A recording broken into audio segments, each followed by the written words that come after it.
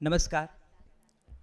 નવજીવન trust પરિવાર વતી હું રામ મોરી આપ સૌનું હાર્દિક સ્વાગત કરું છું. આજે આપણે સૌ કવિતાને ઉજવવા ભેગા થયા છીએ.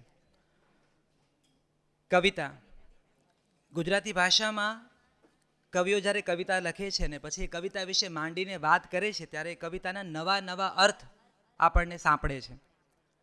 એટલે જયંત પાઠક જ્યારે કવિતા વિશે લખે અને એમ કહેતા હોય કે મારી નોંધપોથીમાં મેં કવિતાઓ લખી છે ને એની વચ્ચે જે કોરા પાના દેખાય છે એ મેં નહીં લખેલી કવિતા છે. અને પછી કવિ કહેશે કે એ નહીં લખેલા કોરા પાનાને વાંચશો તો મારી લખેલી કવિતાને વધુ પામશો. ને વળી પાછા કવિ વાતને બદલીને કહે છે ને કોરા પાના જો વાંચી શક્યા તો તમને થશે કે મેં લખેલી કવિતા ન લખી હોત તો ચાલત. અને અંતે વાતને મૂક્યા વગર કવિ કહે છે પણ પછી એ તમને જો અનુભૂતિ થાય તો માનજો કે નહીં લખેલી કવિતા લખવા જેવી તો ખરી. આ કવિતા વિશે જયંત પાઠકનું માનવું છે. એટલે લખેલા બે શબ્દની વચ્ચે કવિનો શબ્દ પામે એવા ભાવકની હંમેશા કવિને એક તલસાટ હોય છે. તો એ તલસાટને આજે પામવા અનુભવવા આપણે બધા ભેગા થયા છે. તો મંચ ઉપર સૌથી પહેલાં આજનો આ કાર્યક્રમ જેના માનાર્થે યોજાયો છે વર્ષા દાસને વિનંતી કરીશ કે મંચ ઉપર પોતાનું સ્થાન ગ્રહણ કરો. આજના મુખ્ય બે વક્તાઓ આદરણીય રઘુવીર ચૌધરી અને ઉષા ઉપાધ્યાય એમને પણ વિનંતી કરીશ. નંદિતા દાસને વિનંતી કરીશ કે આપ મંચ ઉપર પોતાનું સ્થાન ગ્રહણ કરો. આપણે તાળીઓના ગડગડાટથી આ ચારેય મહાનુભાવોને વધાવી લઈએ. આદરણીય રઘુવીર ચૌધરી, ઉષા ઉપાધ્યાય, વર્ષા દાસ અને નંદિતા દાસ.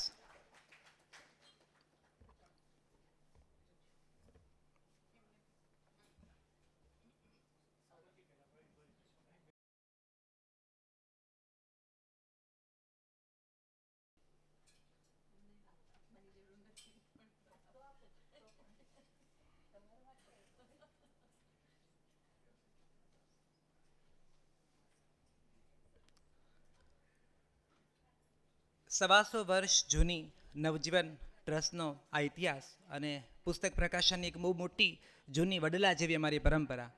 એ પરંપરામાં અનેક પુસ્તકો પ્રકાશિત થયા છે અને દરેક પ્રકાશિત થતા પુસ્તકનું અમને એટલું જ ગૌરવ હોય છે. જ્યારે પહેલી વખત બાપુની આત્મકથા છપાણી હતી ત્યારે એ ગૌરવ એ વખતના કામ કરતા જે અમારા મિત્રો છે એનો અનુભવ થયો હશે. અત્યારે મારા હાથમાં જે પુસ્તક છે કવિતા એ તમારી સમક્ષ હવે રજૂ કરવું છે, તરતું મૂકવું છે. તો આપણે જે ઉપક્રમ છે એનાથી જ શરૂઆત કરી. હું વિનંતી કરીશ મંચસ્થ મહાનુભાવોને, સાથે વિનંતી કરીશ નવજીવન ટ્રસ્ટના ચેરમેન વિવેક દેસાઈ અને અમારા ટ્રસ્ટી શ્રી કપિલ રાવલને કે મંચ ઉપર પુસ્તક વિમોચનની ક્ષણમાં સામેલ થાય. આદરણીય વિવેક દેસાઈ અને કપિલ રાવલ. વર્ષાદાસ લિખિત કવિતા પુસ્તક છે એને શ્રોતાઓની સમક્ષ ગુજરાતી, હિન્દી અને અંગ્રેજી ભાવકો સમક્ષ આ ક્ષણે તરતું મૂકીએ છીએ. નવજીવન ટ્રસ્ટ પ્રકાશિત આ કવિતાનું એક અનોખું પુસ્તક છે જેમાં ગુજરાતી, હિન્દી અને અંગ્રેજી ત્રણેય ભાષામાં કવિતાઓ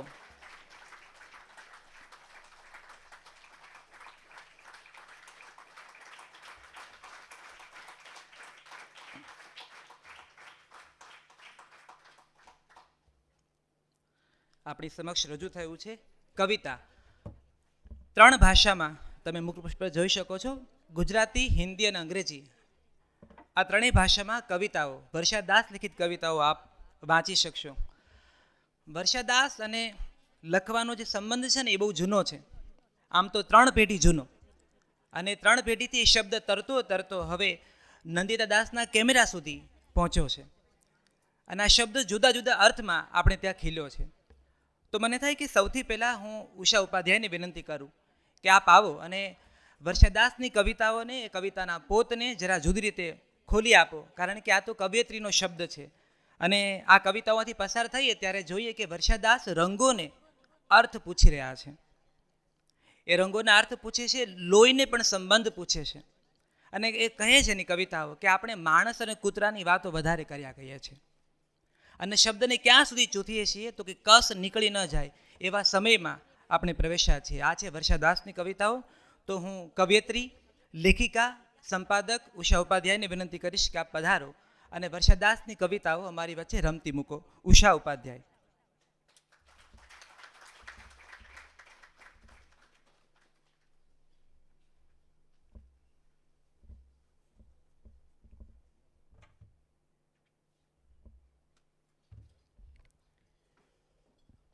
આદરણીય રઘુવીરભાઈ, પ્રિય વર્ષાબેન, નંદિતાબેન, વિવેકભાઈ, અહીંયા ઉપસ્થિત તમામ સાહિત્યકાર, સર્જક મિત્રો અને ભાવકો, આ એક બહુ અનોખો અવસર છે.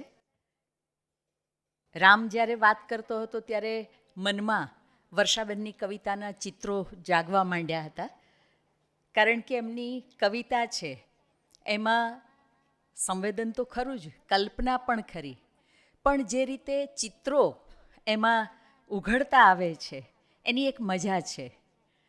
અને મારે જે વાત કરવી છે મને અપાયેલા સમયમાં, હું વર્ષાબેનના પરિચયમાં બહુ વધારે નથી જતી, એમને કોણ ન ઓળખતું હોય. જો હું પરિચય આપવા જઈશ તો એમાં એટલો સમય જશે, એટલે હું પરિચયાત્મક વાત છે એમાં બહુ નહીં જાઉં. પણ નેશનલ બુક ટ્રસ્ટ એમાં એમણે હમણાં જ ઉલ્લેખ કર્યો એ રીતે 32 વર્ષ કે એથી વધારે સમય એમણે પણ સાતત્યપૂર્વક નેશનલ બુક ટ્રસ્ટના ગુજરાતી વિભાગને એમણે ખૂબ સમૃદ્ધ કર્યો. મારે એક ઉલ્લેખ તો ખાસ કરવો છે, એ ગુણાનુરાગી છે. મારો પહેલો પરિચય એમની સાથે જે થયો એ અહીંયા નેશનલ બુક ટ્રસ્ટનો બુકફેર હતો ગુજરાત વિદ્યાપીઠના પ્રાંગણમાં. ત્યાં એ સમયે હું ગુજરાત વિદ્યાપીઠમાં અધ્યાપક નહોતી, ભાવનગર હતી, અને બુકફેરમાં આવી હતી અને મુલાકાત થઈ. એક નાનકડું કવિ સંમેલન ગોઠવાયેલું હતું, એમાં મારે કાવ્ય પઠન કરવાનું હતું નેશનલ બુક ટ્રસ્ટ માટે. અને એ પછી એમણે કહ્યું કે દિલ્હી આવ્યા છો? મેં કીધું ના, એમ તો નથી આવી. અને પછી મને ખબર પણ ન પડે એવી રીતે એક વખત એવું આયોજન હતું રાષ્ટ્રીય કવિ સંમેલનનું, અને વર્ષાબેનનો ફોન આવ્યો કે ઉષાબેન, કવિ સંમેલન છે રાષ્ટ્રીય, અને આવો, નેશનલ બુક ટ્રસ્ટનો ફેર છે, એમાં આવો. ગુજરાતની બહાર પહેલી વખત જો મેં કવિતા વાંચી હોય તો એનું શ્રેય છે એ વર્ષાબેનને. પછી તો ઘણું બધું ફર્યા દેશ વિદેશ, પણ એ જે પહેલો ઉઘાડ ગુજરાતની બહારનો એ વર્ષાબેન થકી થયો છે. એ ઋણ અત્યારે જાહેરમાં સ્વીકારવાની મને તક મળી છે. વર્ષાબેનની કવિતા વિશે મારે જે કહેવું છે એના તરફ જાઉં તો સૌથી પહેલાં વાંચતા આ કાવ્યો જે પ્રતીતિ થઈ હતી, જેમની, હા, મેં મારી વાતનું શીર્ષક આપ્યું છે ગોષ્ઠી, આકાશ અને અંતર સાથે. એમણે આ કવિતાઓમાં ગોષ્ઠી જ માંડી છે. એ એમના અંતરની સાથેની ગોષ્ઠી પણ છે, આકાશની સાથેની પણ છે, અને આ અનંત વિશ્વની સાથેની પણ છે. જેમની નજર આકાશ અને અંતરિક્ષ સાથે ગોષ્ઠી માંડે છે ને કુંડામાં ઝૂકેલી ચકલીની ચાંચમાંથી ટપકતા બીજ સુધી પહોંચે છે. પરસ્પર આશ્રિત કાવ્યમાં કહેવાયું છે તેમ પુસ્તકો જ જેમનો પ્રાણવાયુ છે, અને જેમના ગ્રંથ સંગ્રહમાં ગાંધીજીના તો 3 ખાના છે. એવા સંવેદનશીલ અને છતાં સ્વસ્થ માનવતાવાદી કવયત્રી વર્ષા દાસનો કાવ્ય સંગ્રહ કવિતા છે. એમણે શીર્ષક બીજું કંઈ, ઇતર કશું નહીં, કવિતા એટલે શુદ્ધ કવિતા, શીર્ષક પણ એ જ પસંદ કર્યું. અને આ કાવ્ય સંગ્રહ જેનું હમણાં લોકાર્પણ થયું, એમાં ઉપર જે તસવીર છે એ નંદિતાબેને લીધેલી તસવીર છે. એટલે એ કળા જે છે, તસવીર કળા, એનો લાભ અહીંયા આગળ મળ્યો છે નંદિતાબેનની કળાનો. આ કાવ્ય સંગ્રહ અનેક રીતે વિશિષ્ટ છે. વર્ષાબેને મને ફોન પર જ્યારે કહ્યું, માન્યામાં નહોતું આવ્યું, પણ એમણે કહ્યું કે મારા 81મા વર્ષે આ પુસ્તક, મારો પહેલો કાવ્ય સંગ્રહ પ્રકાશિત થઈ રહ્યો છે. એટલે 81 વર્ષ તો કંઈ માની શકાય એવું લાગતું નથી એમને જોઈને એ રીતે. પણ એમની કવિતામાં બીજી એક વિશેષતા છે, લાક્ષણિકતા છે. આ કાવ્ય સંગ્રહ 3 ભાષામાં છે. ગુજરાતી પણ છે કવિતા, હિન્દી પણ છે અને અંગ્રેજી પણ છે. એમાં સમયે સમયે જે કવિતાઓ લખાય, કેટલીક કવિતાના સીધા અનુવાદ નહીં, ભાવાનુવાદ એ પણ છે, કેટલીક નવી કવિતાઓ પણ છે. આ કવિતાનું જે ભાવ વિશ્વ છે એમાં આપણે પ્રવેશીએ ત્યારે એક વસ્તુ તરત ધ્યાનમાં આવે છે, અને એ છે વર્ષાબેનની પ્રકૃતિ પ્રીતિ. નિસર્ગના અનેક રૂપો એમની કવિતામાં બહુ સહજ રીતે ઉઘડતા આવે. કુંડામાં પડેલું બીજ એમ ન કે આ કવયત્રી, પણ એમ કે ચકલીની ચાંચમાંથી એમાં એ ટપક્યું છે. તો પક્ષી દ્વારા આ ફલિનીકરણ થાય છે વનસ્પતિ, એ તો આપણે જાણીએ છીએ, પણ પક્ષી છે બીજ લઈ આવ્યું અને પડ્યું ને ઉગ્યું ને એવી વાત નથી. અહીંયા તો પક્ષીની ચાંચમાંથી, ચકલીની ચાંચમાંથી બીજ, અને એ ચકલીની ચાંચમાંથી બીજ ખરવાની વાત એમની 2 કવિતામાં છે. એટલે આ જે નિરીક્ષણ તો ખરું, પણ એની સાથે કલ્પના, આપણા મનમાં આખું ચિત્ર ઉઘડતું આવે. અને કાવ્ય વિષયો પણ સાંપ્રત સમયના પણ ખરા, અને અનેક પ્રકારે જે એક નાતો આ સૃષ્ટિ સાથે જોડાતો આવે એના સંદર્ભે પણ ખરા. એમના કાવ્ય વિષયનો સહેજ નિર્દેશ કરું તો એમની કવિતામાં એક હાથમાં મોજું પહેર્યું હોય ઠંડા પ્રદેશમાં, અને બીજો હાથ છે એનાથી કોઈનો હાથ પકડ્યો હોય ને જે હૂંફ અનુભવાય, તો એ હૂંફ એને વિશેનું કાવ્ય પણ હોય. તો સાથે સાથે અને પરસ્પરની હૂંફ, એક સૂરમાં ઝણકાર, તો એની સાથે પથ્થર વિશેનું કાવ્ય પણ હોય. પણ કયો પથ્થર? તો જે દરિયા કિનારે ચટ્ટાન ઊભી છે, એ ચટ્ટાનની સાથે મોજું અથડાતું હોય. એનું પછી હું વર્ણન છે એ પછી કહીશ, પણ અત્યારે તો વિષયની રીતે જ નિર્દેશ કરું છું ખાલી, કે દરિયા કાંઠે ઊભેલો ખડક એને વિશેનું પણ કાવ્ય હોય. અને એ જ રીતે એમની કવિતા છે એમાં યુદ્ધ વિશેની વાત પણ હોય. યુદ્ધ વિશેના 1થી વધારે કાવ્યો છે. સંવેદનશીલ હોય એમની કલમ એ તરફ ન જાય તો જ નવાય, પણ એમને એ યુદ્ધ વિશેની વાત કરતાં બીજું પણ ઘણું કહેવું છે, જે આપણે આગળ જોઈશું. પીપળો ઉર્ધ્વમૂલ અધ શાખ, અથવા આપણા આસપાસના પરિવેશમાં જોવા મળતા પીપળાના વૃક્ષો, એક નાનકડું બીજ પડે અને પછી જે રીતે એ વિરાટકાય બને, તો એ દ્રશ્યો પણ એમણે ઝીલ્યા છે. કોરોના વિશેના 2 કાવ્યો, કોરોનાના સંદર્ભમાં, સીધા જ કોરોના વિશે નહીં, પણ એના સંદર્ભના 2 કાવ્યો પણ છે. એક મજાનું કાવ્ય છે એ ગણગણાટ વિશેનું છે. મધુમાખી છે એ જે રીતે ગણગણાટ કરે અને માણસો કરે, એમની કવિતામાં આગળ અભિવ્યક્તિ રીતિની વાત કરીશ ત્યારે કહીશ, પણ એમની કવિતામાં મેં નોંધ્યું છે કે સહોપસ્થિતિ, પરસ્પર વિરોધી એવી 2 બાબતોને મૂકી અને પછી બહુ જ સરસ રીતે એ એમને જે કહેવું છે એને કવિતામાં મૂકી આપે છે. તો આ ગણગણાટમાં એક બાજુ મધુમાખીનો ગણગણાટ અને બીજી બાજુ અર્થહીન એવો માણસોનો, ઘોંઘાટ શબ્દ નથી વાપર્યો, ત્યાં ગણગણાટ જ છે, પણ કેવો એ આપણે પછી જોઈશું. અનાથ બાળકી વિશેનું પણ એક કાવ્ય છે. એ બાળકીના મનમાં પોતે અનાથ હતી, દત્તક લેવાઈ છે, તો એ દત્તક લેવાયેલી બાળકી, એના જે પ્રશ્નો, એની જે જડી અને એની સામે અપાતા જવાબ, સંવેદનશીલતા હૃદયને સ્પર્શી જાય એવું કાવ્ય છે. મુંબઈ અને દિલ્હી શહેર વિશેનું કાવ્ય ન હોય તો જ નવાય. એટલે મુંબઈ વિશેનું કાવ્ય પણ છે, દિલ્હી વિશેનું પણ છે. અને મને ખૂબ ગમેલા કાવ્યો પૈકીનું એક એ પુસ્તકો વિશેનું કાવ્ય છે. પરસ્પર આશ્રિત એવું શીર્ષક એમણે આપ્યું છે, અને બહુ સુંદર રીતે એની વાત પણ પછીથી વિગતે જોઈએ છીએ. અને સિન્ડ્રેલા શીર્ષકથી એ એક મિથને લઈને એમણે આંતરરાષ્ટ્રીય મહિલા દિવસને નિમિત્તે પણ બહુ જ માર્મિક રીતે વાત કરેલી છે. એમની કવિતામાં જે રીતે પ્રકૃતિ છે, એ રીતે એમની કવિતામાં દાર્શનિકતા વારંવાર અનેક જગ્યાએ, અનેક પંક્તિઓમાં એ રંગ ઉતરી આવતો જોવા મળે. બહુ જ સહજ રીતે પ્રકૃતિનું કોઈ દ્રશ્ય હોય, કોઈ આપણી નજરે પડતા વ્યવહાર જીવનનું દ્રશ્ય હોય, પરસ્પર થતી વાતચીતનો કોઈ પ્રસંગ હોય, પણ એમાં બહુ સહજ રીતે દાર્શનિકતા ઉતરી આવે છે. એમની કવિતાનો આ એક આગવો રંગ છે, અનાયાસે એ ઉતરી આવે છે, ને એ એમની સ્વસ્થ પ્રજ્ઞામાંથી આવે છે. હું સ્વસ્થ પણ મૂકીશ અને પ્રજ્ઞા પણ મૂકીશ, એમાંથી આવે છે. ક્ષિતિજ કાવ્યમાં એ કહે છે કે એક ક્ષિતિજ જાણે આંગળી ચીંધે છે, એક ક્ષિતિજ જાણે આંગળી ચીંધે છે મારી અંદરની ક્ષિતિજ તરફ. હવે તમે વિચારો, તમે હોરાઇઝનની કલ્પના તો કરો. એટલે જ્યારે તમે બહારની ક્ષિતિજ જુઓ છો અને અંદરની ક્ષિતિજ વિશે સભાન થાવ છો, ત્યારે એ એક આંતરચેતના કયા પ્રકારની હશે એની આપણે કલ્પના જ કરવી રહી. એ ક્ષિતિજ જાણે આંગળી ચીંધે છે મારી અંદરની ક્ષિતિજ તરફ.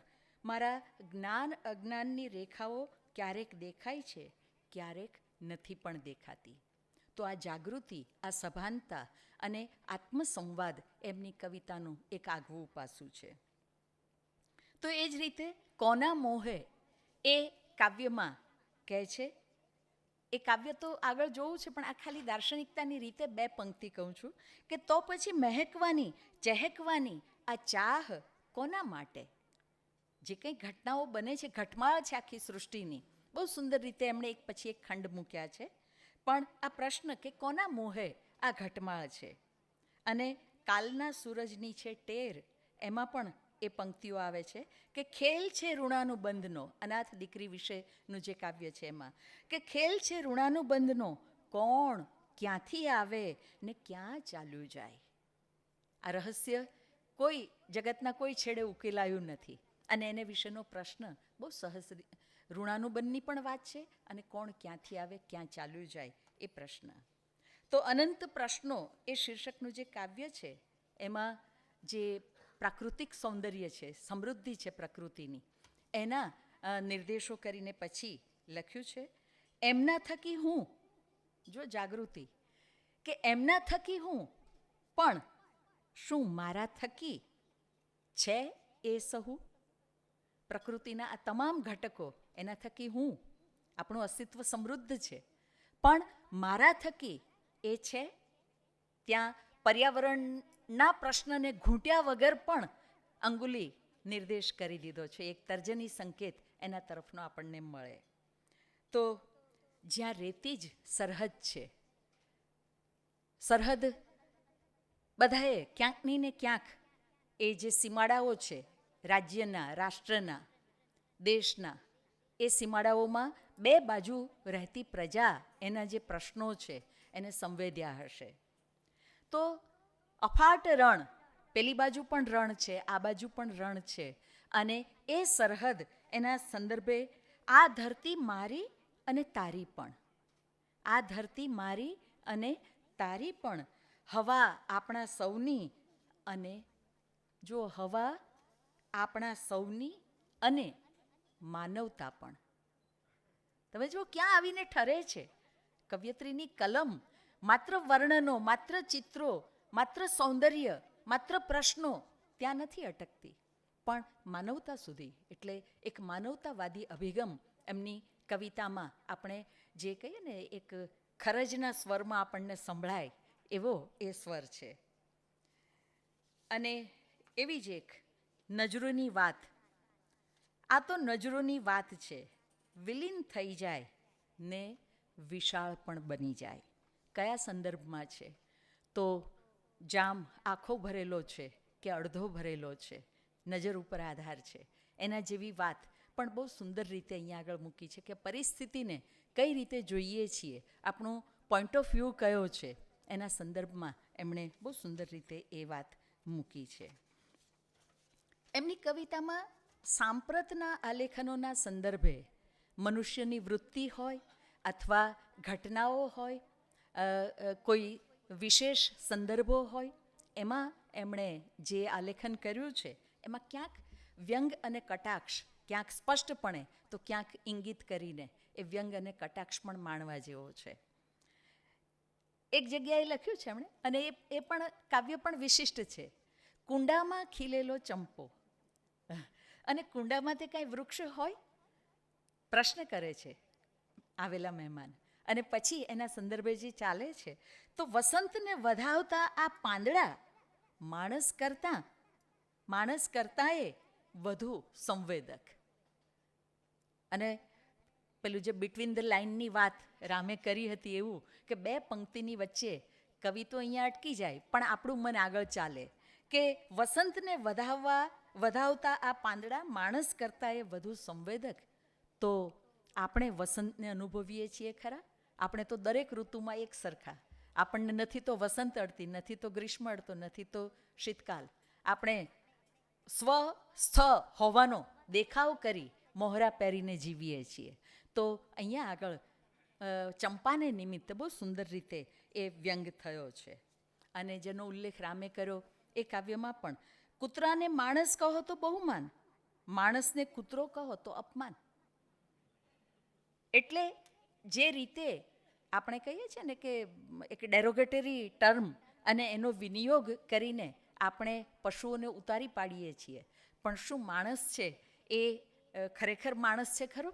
બિટવીન ધ લાઇન અને ઇન્ટુ ઇન્વર્ટેડ આપણે વિચારી શકીએ એવો પ્રશ્ન એમણે ત્યાં મૂક્યો છે.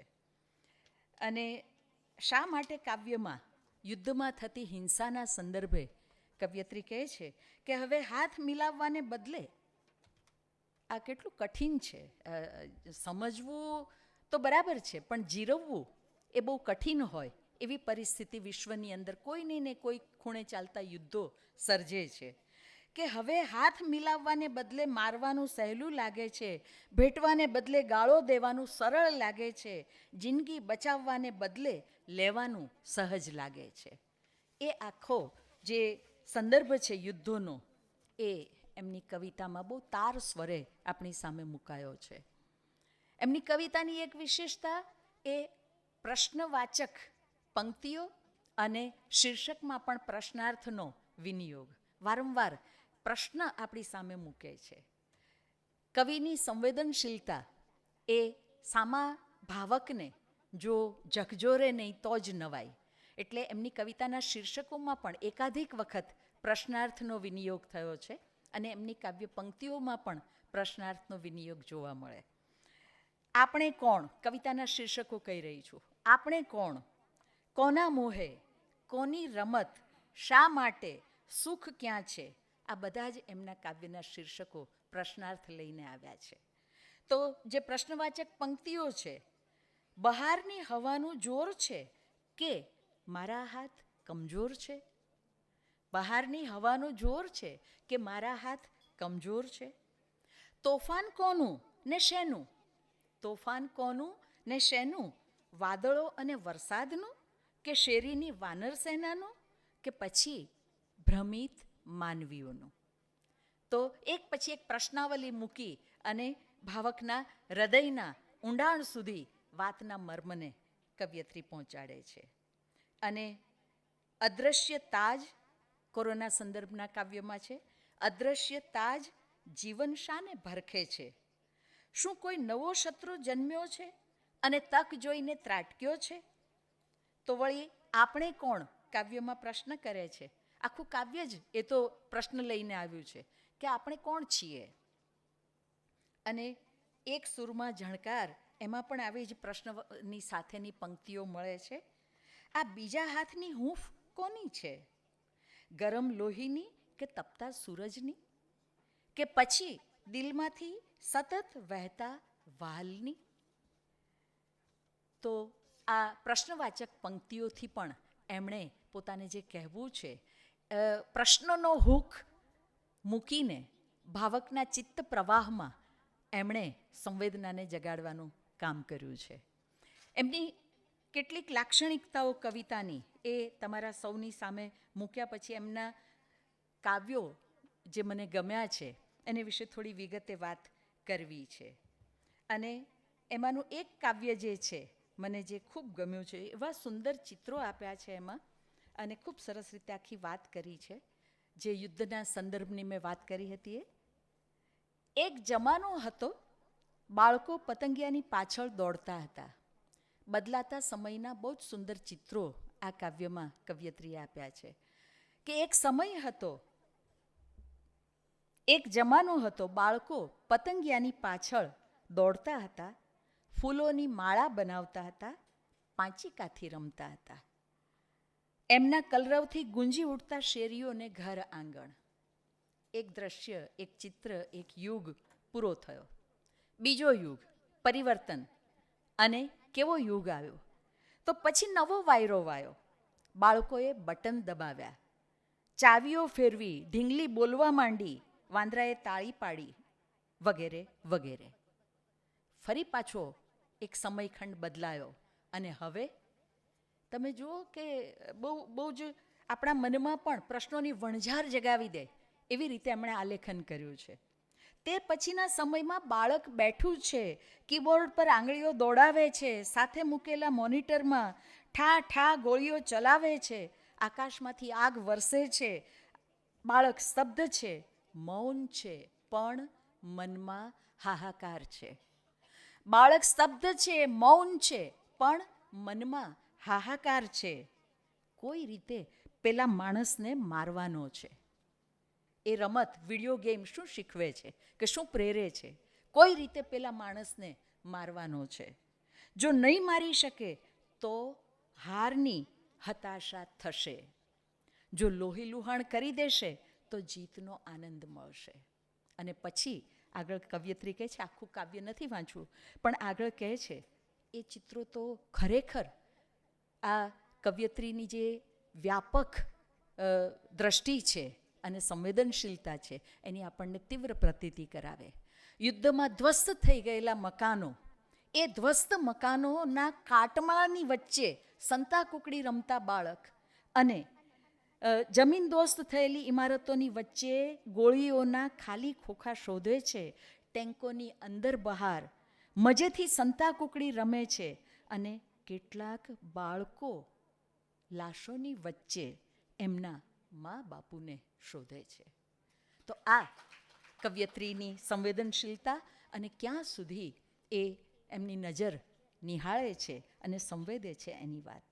અને પછી વાંચતી નથી, પણ પછી જે મૂક્યું છે ચિત્ર, કે બાળકો છે એના બદલાતા સમયખંડના ચિત્રો મૂક્યા પછી કવયત્રીએ મોટા શું કરે છે એની વાત કરી છે અને પ્રશ્ન કર્યો છે મોટા શું કરે છે એના ચિત્ર મૂક્યા પછી પણ શા માટે? તો આ બધું જ શેને માટે કરવાનું છે? તો મોટાએ સાબિત કરવાનું છે. અમે શું સાબિત? અમે સાચા ને તમે જૂઠા, અમે સાચા ને તમે જૂઠા, અમે મોટા ને તમે વામણા, બસ રમ્યા કરો અને મર્યા કરો, માર્યા કરો. તો આ યુદ્ધને લઈને બદલાતા સમય સંદર્ભોની સાથે, એટલે એક કાવ્યની અંદર એક યુગનું, પલટાતા સમયનું ચિત્ર છે કવયત્રી બહુ જ સુંદર રીતે, પ્રભાવક રીતે આપે છે. પુસ્તકો એને વિશે જે કાવ્ય છે એમાં તો એમની સંવેદનશીલતા, એને માટે તો શું કહેવું મારે, પણ ખરેખર એવું સુંદર ચિત્ર આપ્યું છે એમણે અને સુંદર રીતે એનું આલેખન કર્યું છે. કેવી ખીચોખીચ અડાડ ઊભી આડી પાડી છે. હું આખા કાવ્યનો પાઠ નહીં કરું, પણ મને લોભ તો થઈ આવે છે, એટલે થોડી પંક્તિ હું એમાંથી વાંચીશ ખાલી. અને કાનમાં ચીસો પાડીને કહે છે, આડા ઊભા પડેલા પુસ્તકો એ ચીસો પાડીને કહે છે, શું કહે છે? તો ક્યારે મને વાંચશો? અને પછી એટલા બધા વધી જાય છે પુસ્તકો કે એ પુસ્તકો કામના પુસ્તકની આડે આવી જાય છે. એટલે પછી એને સરસ રીતે પેક કરીને કોઈ ગ્રંથાલયમાં આપવામાં આવે, પણ એ પછી એ પાછા નવા પુસ્તકો તો આવ્યા જ કરે છે, આવ્યા જ કરે છે. ત્યાં પણ સરસ એક એમણે કલ્પન મૂકેલું છે, એ નવા પુસ્તકો આવ્યા જ કરે છે, આવ્યા જ કરે છે. અને એ પછી તો એ પછી પણ કામના પુસ્તકો જ્યારે શોધવાના હોય એ બધું જ ચાલે. અને જે છેલ્લે કવિતાને અંતે કવયત્રી કહે છે તે એ છે કે આ પુસ્તકો જે છે, હવાની જેમ આ બધી ચોપડીઓને વીંટળાઈ વળું છું, હવાની જેમ આ બધી ચોપડીઓને વીંટળાઈ વળું છું, ધૂળને પણ ફેફસામાં ભરી લઉં છું, એ જ મારો પ્રાણવાયુ, એ છે તો હું છું અને હું છું તો એ છે, પરસ્પર આશ્રિત. તો આ પરસ્પર આશ્રિત એવું તો કહ્યું કે પુસ્તકો, પણ એ જ મારો પ્રાણવાયુ, એ જે પ્રતીતિ છે એ આ કવયત્રીના વ્યક્તિત્વની આપણને ઓળખ આપે છે. મુંબઈ વિશે એમણે જે કાવ્ય લખ્યું છે, મુંબઈના ચિત્રો થોડા આપ્યા છે, પણ જે પંક્તિ અગત્યની છે કે મુંબઈ ભૂલાતું નથી, હૃદયના કોઈક ખૂણે એ ધબક્યા કરે છે. અને ધબક્યા કરે છે તો કેવી રીતે? છતાં મુંબઈ ખાસ જગા છે દિલમાં, યાદોના મૂળિયા છે મજબૂત ને ઊંડા. મુંબઈ છોડીને દિલ્હી આવી ત્યારે ખારી હવા બહુ યાદ આવી, આગળની પંક્તિઓમાં કહે છે. તો મુંબઈ સાથેનો આ અકબંધ નાતો સદાકાળ માટે મારું મુંબઈ, મારા પહેલા શ્વાસનું શહેર. તો આ મુંબઈ સાથેનો કવયત્રીનો નાતો. તો દિલ્હી સાથેનો નાતો કેવો છે એનું પણ એક કાવ્ય છે જે આપણે પછી જોઈશું. પણ પ્રકૃતિ જે છે એનું કન્યાકુમારી ઘણા સંવેદનશીલ પ્રકૃતિ પ્રેમી વ્યક્તિઓને આ અનુભવ થયો જ હોય કે એટલું બધું સુંદર છે કે એ કેવી રીતે તસવીરમાં પણ ઝડપી શકાતું નથી અને સાથે તો કશું જ લઈ જઈ શકાતું નથી. તો કેવી રીતે એ સંવેદનને સાચવવું અને એ સંવેદનને માટે અહીંયા જે આલેખન થયું છે બહુ જ સુંદર રીતે વર્ણન હું નથી વાંચતી. અંતમાં કહે છે કવયત્રી, મન તો થાય કે ભેટી પડું નદી પર્વત ખેતરો મેદાનોને, જુજવા રંગરૂપોથી સજેલી પ્રજાને, બંદગી અને બોલીઓની અનેકતાને, અનોખી ધરતીની સમૃદ્ધ સુંદરતાને, પણ મારા બે હાથની બાથમાં આ બધું ક્યાંથી સમાય? જો દિલનો દરવાજો ખોલું તો આખો દેશ તેમાં આવી જાય. તો છેવટે તો દિલનો દરવાજો ખોલવાની વાત પાસે કવયત્રીની કલમ અટકે છે. કેટલાક હિન્દી કાવ્યોની વાત કરવી છે અને એમાં જે દાનવ સભા કાવ્ય છે એ મારે અહીંયા ખાસ ની વાત કરવી છે. જાહેર જીવનમાં કામ કરનાર સ્ત્રીઓને જે અનુભવ હોય, એની જે વ્યથા છે, એનો જે આક્રોશ છે એ આ કાવ્યમાં વ્યક્ત થયો છે. પુરુષો કી સભા મેં એક દાનવ ને ખડે હોકર ઉંગલી ઉઠાઈ. पुरुषों की सभा में एक दानव ने खड़े होकर उंगली दिखाई. सभा की एकमात्र श्वेत मना अमला नारी की ओर. छोड़े ढेर सारे विषबाण, आंखों से बरसी आग, क्रोध से कंप कंपाए दांत. क्यों? क्योंकि वह असत की ओर झुकी नहीं, ना ही साथ दिया अन्याय का. અને પછી એ કાવ્યમાં આગળ એ સભામાં જ્યારે આ પ્રકારનું દ્રશ્ય સર્જાયું ત્યારે હાજર ઉપસ્થિત બીજા જે સદસ્યો હતા એ મૌન રહ્યા અને દાનવ સભામાં જે ઘટના બને એ પ્રકારે આખું એ દ્રશ્ય છે આગળ વધતું રહ્યું. આ સાંપ્રત સમયમાં જે દ્રશ્યો આપણને જોવા મળે છે એની સામેનો એક મોટો તીવ્ર આક્રોશ અહીંયા વ્યક્ત થતો આપણે જોઈ શકીએ છીએ. એવું જ એક બીજું જે કાવ્ય છે મન ઓર પવન, બહુ સુંદર છે કાવ્ય હિન્દીનું, મન ઓર પવન. તમે જો કેટલી સરસ રીતે સહુપસ્થિતિ રચી આપે છે કવયત્રી કે મન પણ ચંચળ છે, પવન પણ ચંચળ છે, મન પણ આકારહીન છે, પવન પણ આકારહીન છે. અને એ વાત કર્યા પછી આગળ કવયત્રી કહે છે કે કઈ બાર સોચતી હું इन रहस्यों का रचयिता कौन है. कई बार सोचती हूँ कि इन रहस्यों का रचयिता कौन है, किस मंशा से उसने यह अद्भुत दुनिया बनाई है.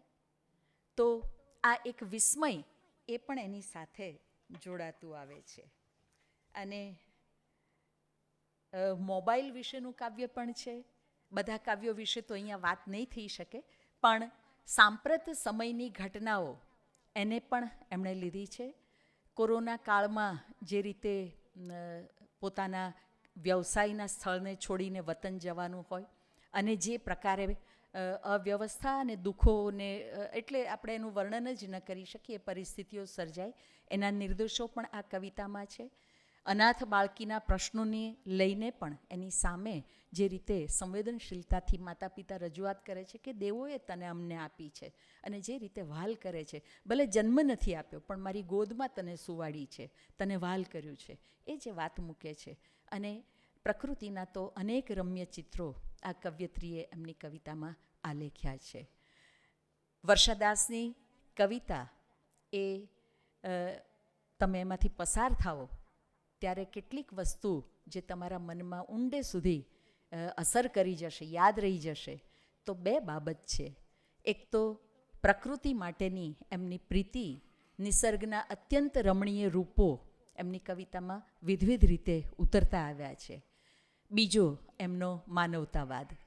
એ શ્રમિકો માટે હોય, એ સ્ત્રીઓ માટે હોય. સિન્ડ્રેલા કાવ્યમાં આંતરરાષ્ટ્રીય મહિલા દિવસને દિવસે જે રીતે જગતભરમાં અનેક કાર્યક્રમો થાય, જાણે કે આપણે ઘરવખરીમાંથી કોઈ ઢીંગલીને શોધીને બહાર કાઢી છે અને એને સજાવી છે અને એક દિવસ માટે ઉજવણી કરવાની છે.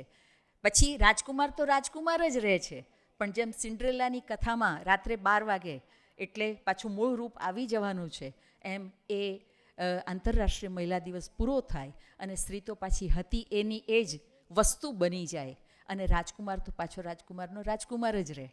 તો આ પ્રશ્ન પણ એમણે ઉઠાવ્યો છે.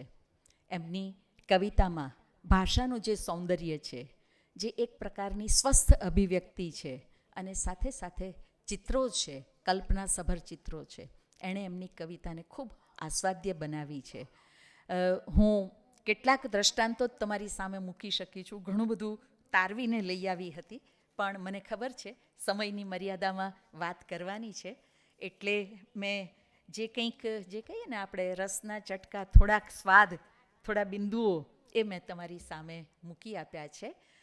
મને વર્ષાબેને, નવજીવને આ રીતે આ કાવ્ય સંગ્રહ અનેક વખત અનેક જગ્યાએ વાતો કરી છે, પણ આ મારા માટે યાદગાર છે. કારણ કે કવિતા એવા શીર્ષકથી કવિતા આવી હોય અને એમાં આ રીતે વિશ્વની સાથેનો એક સંબંધ ઉઘડતો આવતો હોય, એવી પંક્તિઓ હોય, ત્યારે મને લાગે છે કે આ કવિતાનું પ્રાગટ્ય નવજીવનમાં થાય છે. એનું સ્વાગત કરતાં મને તો આનંદ થાય જ છે, આપ સૌને પણ એનો અઢળક આનંદ થશે. ધન્યવાદ.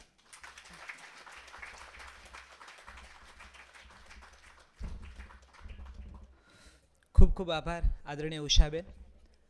આ નભ વચ્ચે કયો ખલાસી જળની ઝાડ ગૂંથે છે, આ શબ્દોની સુંદર મજાની ઝાડ ગૂંથી આપણને કવિતા સુધી પહોંચાડ્યા છે. મારી પાસે અહીંયા ઓડિયન્સમાં નવી પેઢીના બહુ બધા યુવાનો છે અને અઠંગ વાચક મિત્રો છે, કારણ કે સતત એ લોકો વાંચીને પાછા અમને અપડેટ આપતા હોય છે. એમના માટે એક આ સરસ માહિતી છે કે વર્ષાદાસ છે, એમની સાથે ગુજરાતી સાહિત્યનો બહુ જૂનો એક ગરબો જોડાયેલો છે નામ સાથે. હું સોપાન, તમે પાઠ્યપુસ્તકમાં અનેક જગ્યાએ વાંચ્યું છે, એ સોપાન મોહનલાલ મહેતા અને લાભુબેન મહેતા, એમના એ દીકરી, અને અમૃતલાલ શેઠ, બહુ જાણીતા પત્રકાર, એમના એ દોહિત્રી. અને ખાસ તો નવજીવનમાં આ કાવ્ય સંગ્રહ પ્રગટ થાય છે એનો એક જુદો આનંદ છે. આપણે માનીએ ન માનીએ, શ્રાદ્ધ પક્ષ ચાલે છે અને આપણે માનતા હોઈએ કે ન માનતા હોઈએ, પણ પિતૃના લેણ દેણ તો ક્યાંક ને ક્યાંક હોય છે. સ્વાતંત્ર્ય સેનાની હતા એમના માતા પિતા અને જેલવાસ પણ એમને ભોગવ્યો છે. કસ્તુરબા સાથે લાભુબેને કોળિયાની આપલે કરેલી છે જેલમાં. એટલે હું કહું છું બેન કે એ કોળિયાની આપલેનું જરા જુદું પ્રકારનું ઋણાનું બંધ છે કે નવજીવન ટ્રસ્ટના આંગણે કવિતા પ્રગટ થઈ રહી છે. પન્ના નાયક એક જગ્યાએ લખે છે કે કુંડે સુકાતી તુલસી શોધ્યા કરે છે બાના પગલા. આ હૈકુમાં બા સાથેનો એનો સંબંધ જોડી આપે છે અને એટલી જ અદ્ભુત વાત આપણી ભાષાનું જ્ઞાનપીઠનું અજવાળું આદરણીય રઘુવીર ચૌધરી એની કવિતામાં કહે છે કે બધા અલગ અલગ મોક્ષની વાતો કરતા હોય, પણ માને મન તો માયા જ મોક્ષ. તો આ માયાની વાત, માની મમત જે પકડીને કવિતામાં આપણી વચ્ચે રજૂ કરી છે, એ વાર્તાકાર, નિબંધકાર, સંપાદક, વિવેચક, નાટ્ય લેખક અને આપણું પોતાનું જ્ઞાનપીઠ એવા આદરણીય રઘુવીર ચૌધરીને વિનંતી કરીશ કે આપ પધારો અને આપનો હરખ અમારી સમક્ષ વ્યક્ત કરો. આદરણીય રઘુવીર ચૌધરી.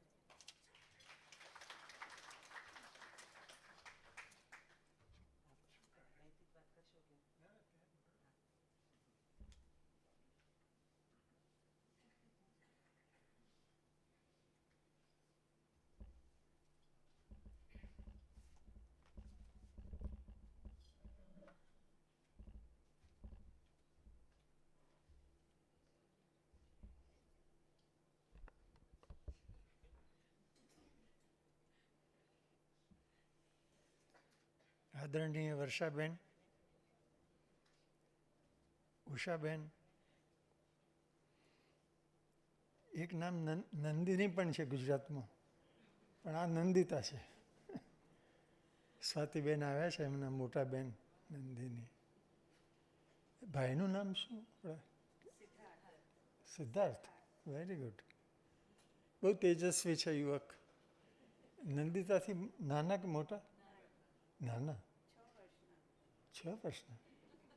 લાગે છે યંગ લાગે છે બિલકુલ. અને અહીં એમનું ચિત્ર પ્રદર્શન થયું હતું નેશનલ સ્કૂલ ઓફ ડિઝાઇન, એમાં ત્યારે બધા ચિત્રો જોવા મળેલા. અને ત્યારે એમની સાથેની વાતચીતમાં એમની જે કટાક્ષની શક્તિને બધાનો બહુ જ પરિચય થયેલો. એટલે કદાચ નંદિતા તો નહીં હોય વધારે, પણ આ તમારાથી હોશિયાર હશે એવું લાગે છે.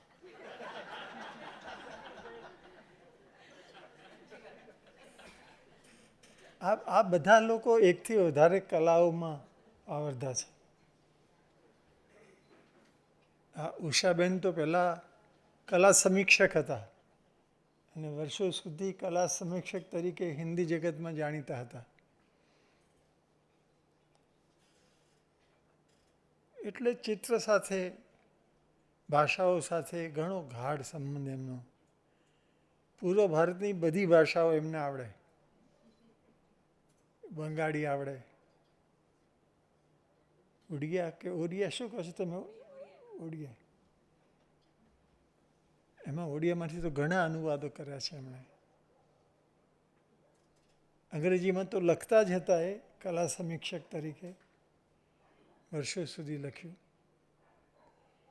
એટલે આમાં પ્રશ્ન થાય કે આમાં 3 ભાષામાં કાવ્યો છે, એમાં કેટલાક 3 ભાષામાં છે, તો મૂળ કયું હતું એ થાય પ્રશ્ન. મૂળ અંગ્રેજીમાં લખ્યું હશે કે કેમ, એવો પ્રશ્ન થાય. અને એમને આવડે છે અંગ્રેજી પણ. આપણે ત્યાં હિમાંશીબેન પણ અંગ્રેજી ભણાવતા હતા અને બહુ તેજસ્વી બેન છે. તેવા જે થોડાક બહેનો તેજસ્વી છે. અને ઉષાબેન પણ એ દિશામાં આગળ વધી રહ્યા છે તેજસ્વી થવામાં. હા, ઉષાબેન કહ્યું મેં.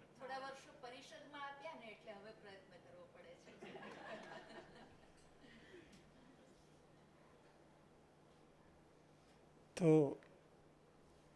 વર્ષાબેન 2 છે આપણે ત્યાં. વર્ષા અડાલજા પણ છે અને પડોશી હતા પહેલાં તો એ મકાનમાં.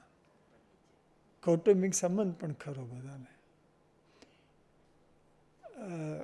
સોપાન સાહેબ અને માતુશ્રી સાહિત્ય પરિષદની મધ્ય સમિતિમાં આવતા અને એમનાથી થાય એટલી મદદ કરતા હતા. પણ જે સામયિક ચલાવતા હતા એમાં તો મેં પણ રચનાઓ મોકલેલી અને છપાયેલી એ રીતે. એટલે ઘણા વર્ષ સુધી એમણે એ પત્રકારત્વનું કામ કર્યું. વર્ષાબેનના એક બેન વડોદરામાં છે ને? નથી હવે. હા.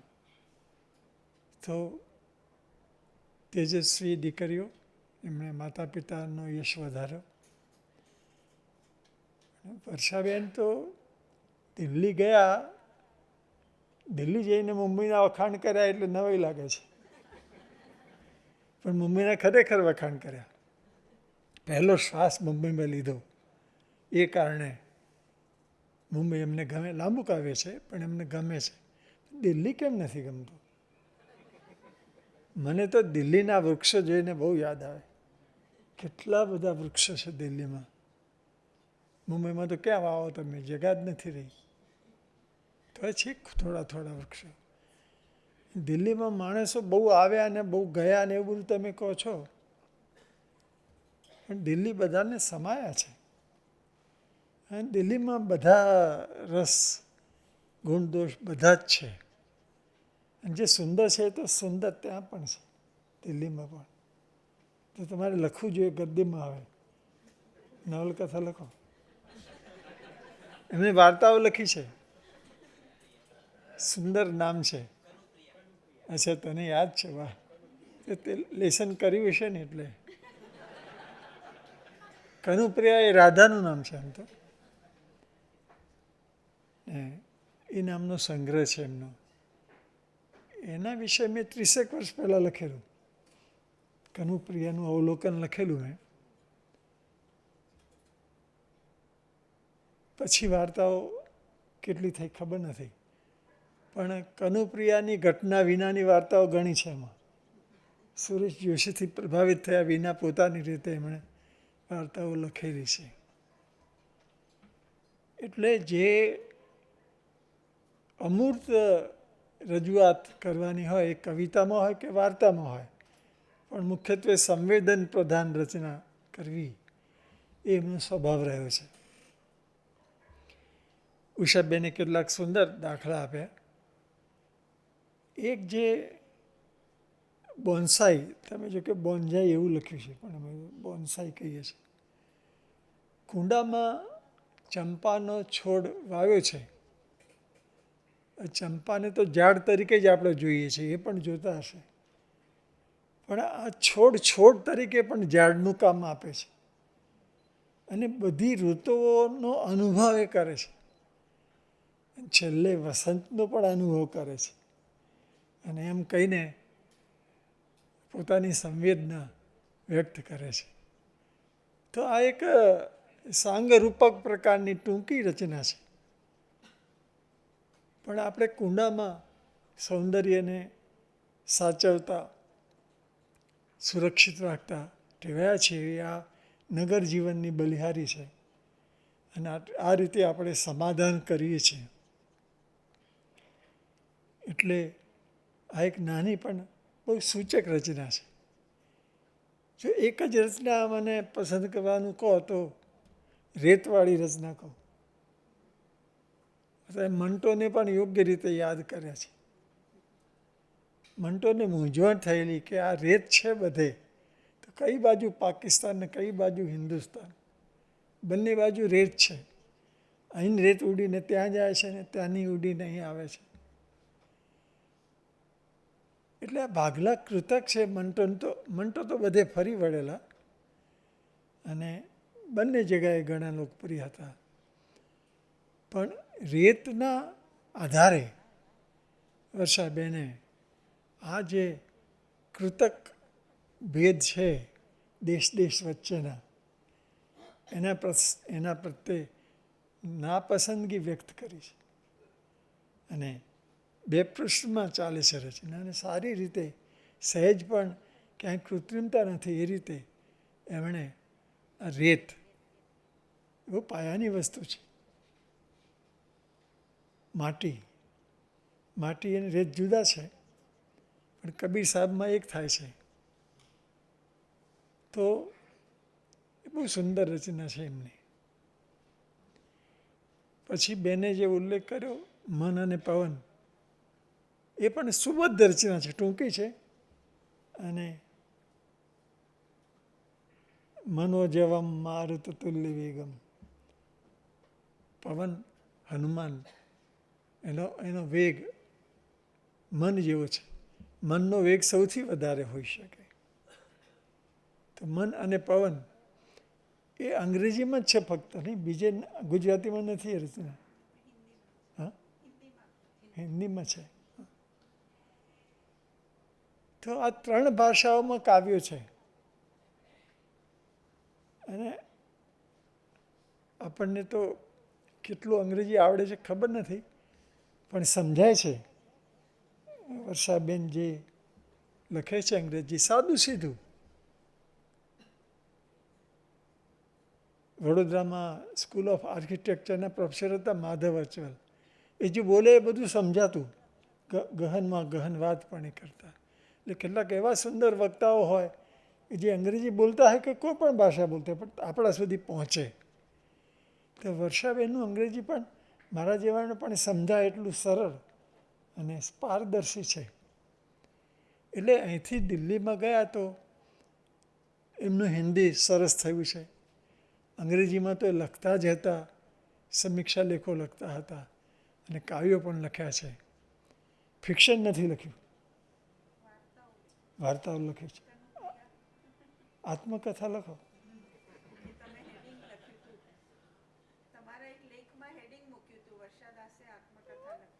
લખવી જોઈએ. વાહ, અગાઉ પણ મારામાં સમજણ હતી.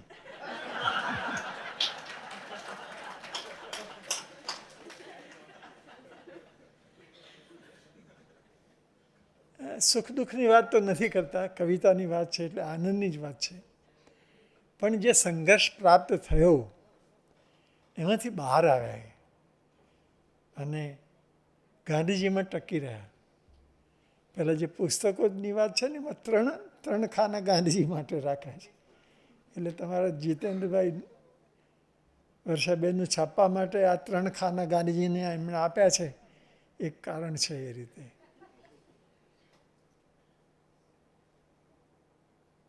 દેશના જે મોટા માણસો, મહાનુભાવો, એમણે જે કંઈ આપ્યું છે એનો જે વારસો છે એ આત્મસાત કરીને ઇતિહાસ, શિલ્પ, સ્થાપત્ય, સંગીત, દિલ્હીની બધી મોટી સંસ્થાઓ એમને કંઈ જરૂર પડે સમીક્ષક તરીકે, પરામર્શક તરીકે કોઈની, તો પહેલાં વર્ષાબેનને યાદ કરે. અને એ રીતે મોટી પ્રતિષ્ઠા છે એમની. અને નેશનલ બુક ટ્રસ્ટ હમણાં કંઈ બેઠું થયું છે પાછું. પેલા ભાઈ ડિરેક્ટર મળ્યા તમને જીતેન્દ્રભાઈ? હા, તો ફરી બેઠું થાય તો સારું. પણ વર્ષાબેનના સમયમાં તો નેશનલ બુક ટ્રસ્ટે ઘણું કામ કર્યું. ભારતીય ભાષાઓમાં પ્રકાશનો કર્યા, અનુવાદો કર્યા, છાપ્યા, એટલે મોટું કામ કર્યું. હવે ફરીથી વર્ષાબેનનું માર્ગદર્શન મેળવીને અથવા એમની શુભેચ્છાથી પણ નેશનલ બુક ટ્રસ્ટ એટલું સક્રિય થાય. અત્યારે જીતેન્દ્રભાઈ તમે તો છાપો છો, પણ જો કે તમે ડાયા છો એટલે હા બરાબર છે, બરાબર. એ તો મારા મિત્ર હતા એટલે બરાબર છે. પણ તમે ડાયા છો એટલે 100 નકલ જ છાપો છો. પણ ફરી છાપો છો એ સારું છે. ખીરે દુધારની ચોપડીની 200 નકલ છાપી હતી ને ફરી 200 છાપી. ત્રીજી વાર, બીજી વાર તો બરાબર, ત્રીજી વાર છાપો ત્યારે ખરા છપાશે ને. આત્મકથા તો 1000 વાર છપાઈ. આત્મકથાના જોરે તો આ ટક્યું છે. કેટલી બધી ભાષાઓમાં આત્મકથા છે. અને હું તો કહું છું કે જો તમને બેચેની રહેતી હોય, સૂઝતું ન હોય, તો આત્મકથા વાંચો. ગાંધીજીની આત્મકથા મોટો આશ્વાસન છે. ગીતા વાંચો કે ગાંધીજીની આત્મકથા વાંચો, બંને વાંચો તો વધારે સારું. તો વર્ષાબેન તમને શુભેચ્છાઓ. બહુ મોડું કર્યું તમે સંગ્રહ પ્રગટ કરવામાં, પણ એ તમારો યશ નથી, તમારી દીકરીને ફાળે જાય છે યશ કે એણે કહ્યું કે આ છાપો. અને વિવેકભાઈ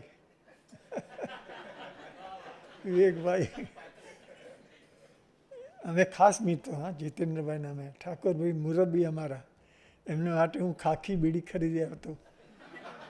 અને ગ્રામ ભારતી કે લોક ભારતીમાં પણ એ બીડી પીતા લહેરથી. શું સુંદર બોલતા હતા. મરાઠીમાં ભાષણ કરતા સારામાં સારું. અંગ્રેજી તો ઘણું જ સારું.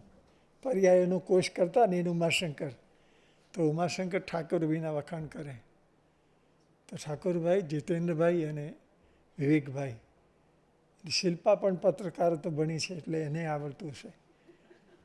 તો બસ સરસ, આટલું ચાલશે ને. હવે જો લખાશે તો લખીશ. પહેલાં તો હું લખતો હતો, હવે લખતો નથી, વાંચું છું.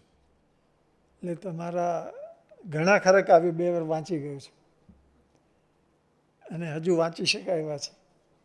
તો તમને શુભેચ્છા અને નવજીવનને આભાર, શુભેચ્છા, નમસ્તે.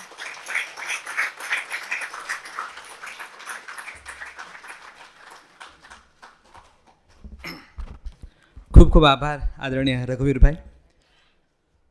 હમણાં ઉલ્લેખ કર્યો છે કનુપ્રિય વાર્તા સંગ્રહ 1985માં એ પ્રગટ થયો. એ પહેલાં વિશ્વની શ્રેષ્ઠ લઘુકથાઓ એક સુંદર પુસ્તક વર્ષાદાસના નામે બોલે છે. અને ગુજરાત રાજ્યનો પુરસ્કાર જેમને મળ્યો છે એ જગતના પાટનગર નામની એમની પુસ્તિકા. અને નેશનલ બુક ટ્રસ્ટની તો ખૂબ વાતો આપણે કરી. અહીંયા ડાબા હાથ ઉપર હેરી પોટર ગલી છે, ત્યાં અંદર હૃદયકુંજ નામની સુંદર જગ્યા છે. અને અમારા મંજરીબેને 2 દિવસથી વર્ષાદાસના જેટલા અનુવાદિત પુસ્તકો છે શોધીને ત્યાં આખી એક ડિઝાઇન બનાવી છે. તો આ કાર્યક્રમ પૂરો થાય ત્યારે આપ એ તમામ નેશનલ બુક ટ્રસ્ટ પ્રકાશિત પુસ્તકો જેના અનુવાદ વર્ષાદાસે કર્યા છે એ તમામ પુસ્તકો આપ ત્યાં જોઈ શકશો. આ પુસ્તક આની કિંમત 250 રૂપિયા છે, પણ આજે ખાસ આજના ઉપક્રમને ધ્યાનમાં રાખી 200 રૂપિયા આની કિંમત રાખી છે. આપ કવયત્રીનો ઓટોગ્રાફ અહીંયા પ્રાપ્ત કરી શકો છો. હવે કવયત્રી બોલે. કવિતાની લંબાઈની લેન્થની ખૂબ વાતો આપણે ત્યાં થતી હોય છે કે કવિતાની લેન્થ કેટલી હોવી જોઈએ અને કેટલી નહીં. હમણાં હું લોકભારતી સણોસરા ગયો હતો અને મારો વાર્તાકાર મિત્ર છે વિશાલ ભાદાણી.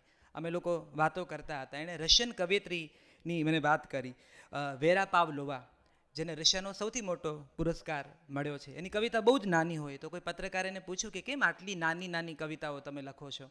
તેમણે જવાબ આપેલો કે નાના બાળકની હથેળીમાં સમાઈ જાય એવડી કવિતા મારે લખવી છે. તો એ તો રશિયન કવયત્રીનો જવાબ હતો. પણ જ્યારે આપણી ભાષાના બકા ઠાકોર, ખંડકાવ્ય માટે જાણીતા, મોટા કાવ્ય માટે જાણીતા, ને કોઈ બકા ઠાકોરને ચંચી મહેતા પૂછે છે કે આટલું લાંબુ લખો છો દાદા, તો ક્યારેય વિચાર નથી આવતો એમ કે દરજી ગજ કાપડ તમારું, કાતર તમારી, બહુ લાંબુ લખો છો? તો બકા ઠાકોરનો જવાબ હતો. આ રશિયન કવિત્રીનો જવાબ છે અને બકા ઠાકોરનો જવાબ છે કે આ તો તમે લંબાઈ જુઓ છો, પણ મારા માટે દ્રૌપદી વસ્ત્રાહરણમાં પૂરાયેલા કૃષ્ણ ચીર છે, એટલે એ લાંબા જ હોય. તો આ કવિના જવાબ છે ને, જવાબમાં ઉઘડતી કવિતાઓ છે. તો આવો વર્ષાદાસ, આપ પધારો. અને ખાસ તો આજે કવિતા પુસ્તક આપનું પ્રગટ થયું છે એ પુસ્તકના સંદર્ભે આપનું હર્ષ વ્યક્ત કરો, આદરણીય વર્ષાદાસ.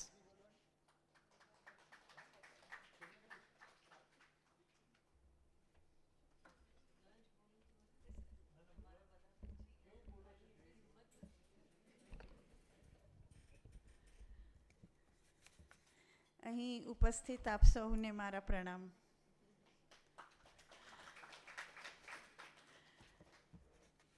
રઘુવીરભાઈ અને ઉષાબેન આટલું બધું સ્નેહથી મારા કાવ્યો વિશે બોલ્યા. મેં તો આટલે ઊંડાણથી કંઈ વિચાર્યું પણ નહોતું. બંને પ્રોફેસર હતા એટલે ભૂલો શોધવાને બદલે બધી સારી સારી વાતો કરી. ખબર નહીં એમાંથી કેટલું હું સમજી છું, કેટલું નથી સમજી, ખબર નહીં. પણ આની પ્રસ્તાવનામાં મેં કહ્યું છે કે મેં કવિતા લખવાનું ક્યારે શરૂ કર્યું તે યાદ નથી. ઉમળકો, ઉન્માદ કે ઉદ્વેગ, રોષ, રુદન કે રતિ, આમાંનું કે એ ઉપરાંતનું કોઈ પણ કારણ હોઈ શકે. 55 વર્ષ પહેલાં મુંબઈ છોડીને દિલ્હી આવી અને તે પછી જ કાવ્યો લખાયા. મુંબઈમાં કોઈ દિવસ નહોતા લખ્યા. એટલું મને યાદ છે કે અહીંયા આવીને જ લખ્યા દિલ્હીમાં. દિલ્હીને કારણે મેં હિન્દી અને અંગ્રેજીમાં કવિતા લખવાનું શરૂ કર્યું. અહીંની વિવિધ પ્રકારની સાહિત્યિક પ્રવૃત્તિઓને કારણે એને પ્રોત્સાહન પણ મળ્યું. અને ગુજરાતી કાવ્યો મુંબઈ અને ગુજરાતના સામયિકોમાં છપાયા. હિન્દી, અંગ્રેજી કાવ્યો દિલ્હી તથા રાજસ્થાનના સામયિકો અને અખબારોમાં છપાયા. દક્ષિણ ભારતના અમરાવતી પોએટિક પ્રિઝમના નામથી કવિઓનો 2-3 દિવસનો વાર્ષિક મેળો ભરાતો હતો.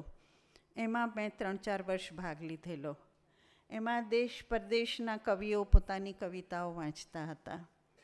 ત્યાં રજૂ થયેલા કાવ્યો પણ પછી પુસ્તકાકારે પ્રગટ કરવામાં આવતા હતા. એમાંના કેટલાક કવિઓ સાથે હજી પણ દોસ્તી છે. દિલ્હીમાં પંજાબીના જાણીતા લેખિકા અજીત કૌર અને એમની કલાકાર પુત્રી અર્પણા કૌર એ લોકો સાર્ક રાઇટર્સ કોન્ફરન્સનું આયોજન કરે છે. આવતા નવેમ્બરમાં પણ ફરીથી છે. એમાં પણ હું ભાગ લઉં છું અને પાડોશી દેશોના કવિઓ મિત્ર બની જાય છે. છેલ્લા કેટલાક વર્ષોથી ઝૂમ અને ગૂગલ મીટની લિંક દ્વારા આયોજિત કવિ સંમેલનો દેશ અને પરદેશમાં ઘણા લોકપ્રિય થઈ ગયા છે.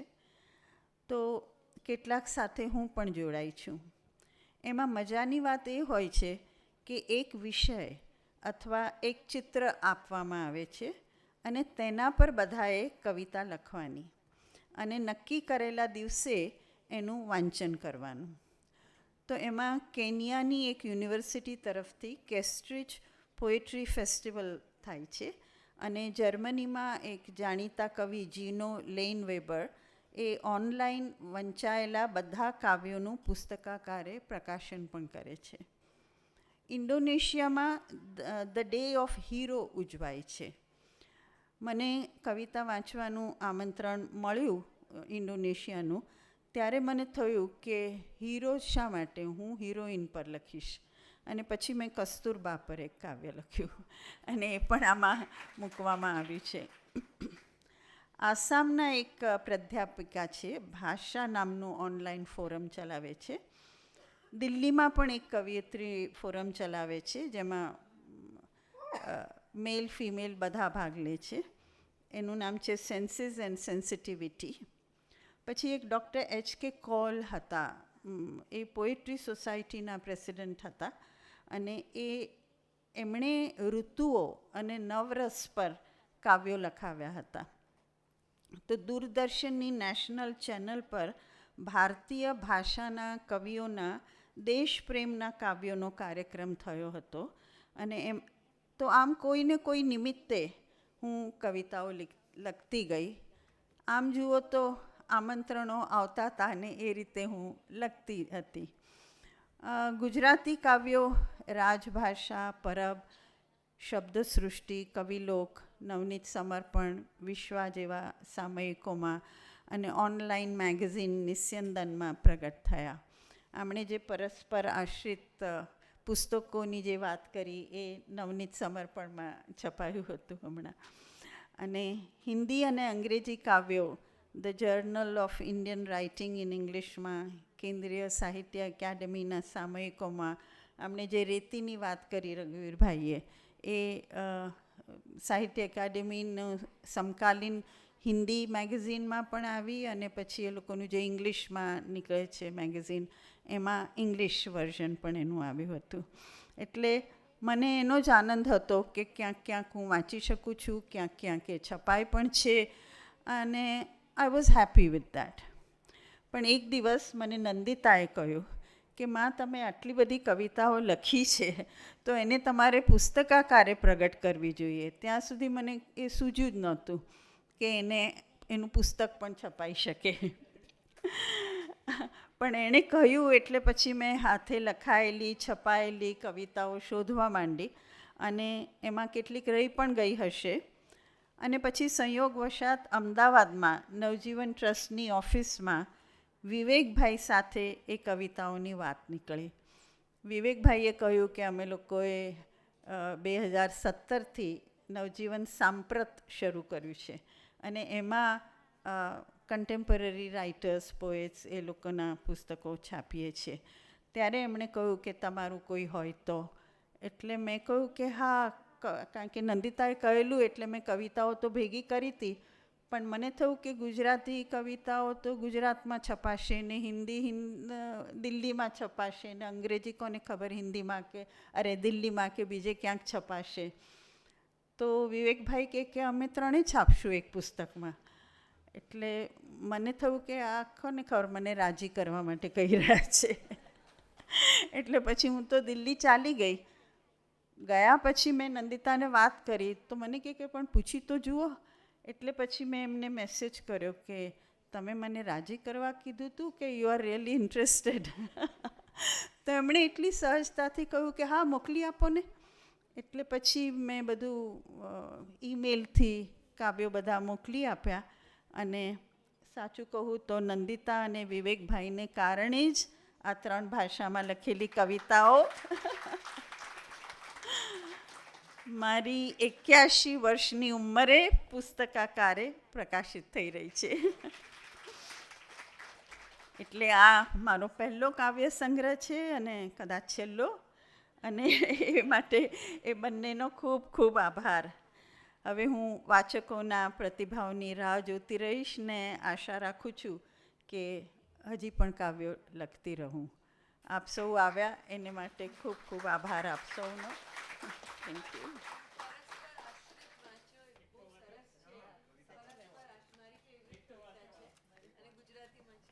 ઓહ,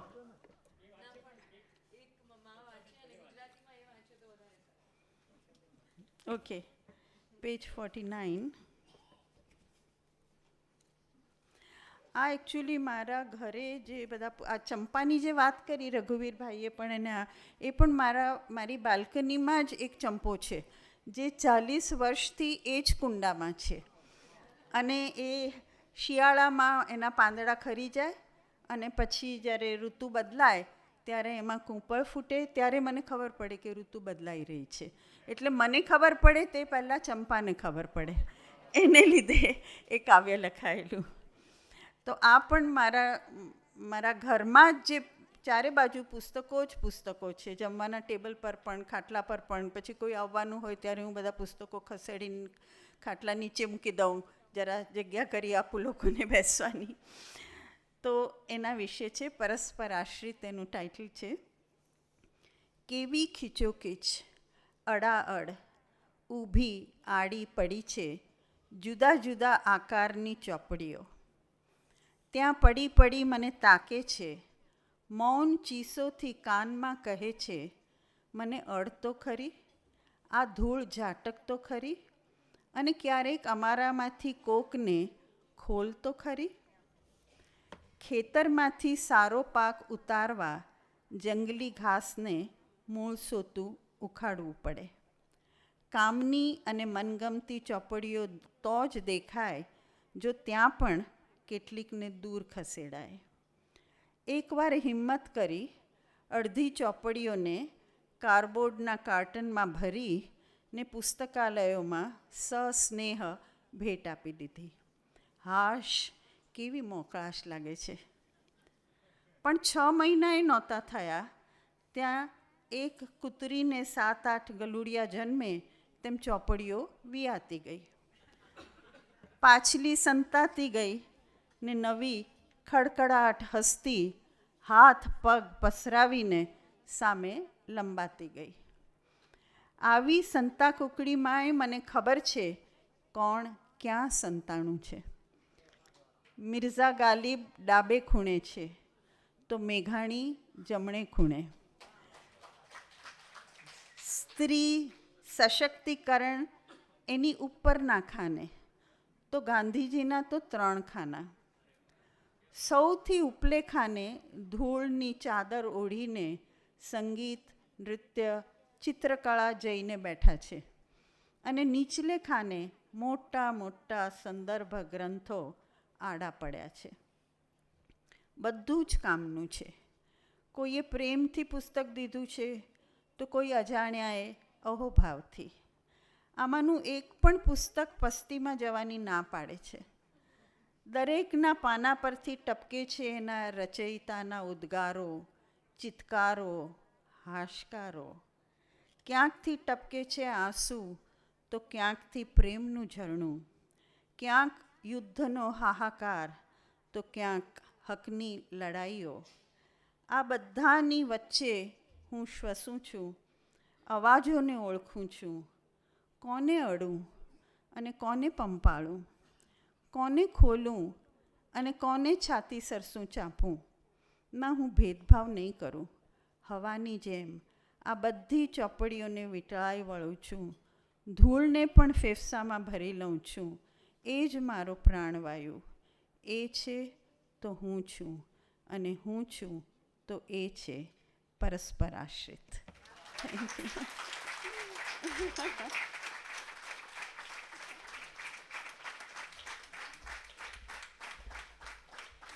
એકચ્યુઅલી આ નંદિતાની પ્રિય કવિતા છે, એટલા માટે એણે મને કહ્યું કે વાંચો વાંચો. ખૂબ ખૂબ આભાર વર્ષાબેન. અમે જ્યારે જાહેરાત કરી કે નંદિતા દાસ પણ આવવાના છે અને ગુજરાતી કવિતા વાંચવાના છે, ગુજરાતી પણ વાંચવાના છો, નથી વાંચવાના?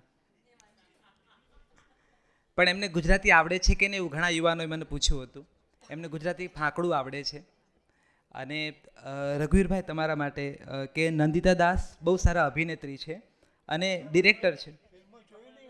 અચ્છા, મંટોની વાત આવીને એટલા માટે કરું છું કે એમણે મંટો નામની એક અદ્ભુત ફિલ્મ ડિરેક્ટ કરી છે અને તાજેતરમાં ઝ્વિગાટો ફિલ્મથી આપણે એને ઓળખીએ છીએ, પણ અમારી જેવા ઘણા બંગાળી ફિલ્મના રસિયાઓ એને શુભ મુહૂર્તથી વધારે ઓળખે છે. તો વિનંતી કરું નંદિતા દાસને કે આપ પધારો અને આપના મુખે કવિતા પાઠ કરો. નંદિતા દાસ.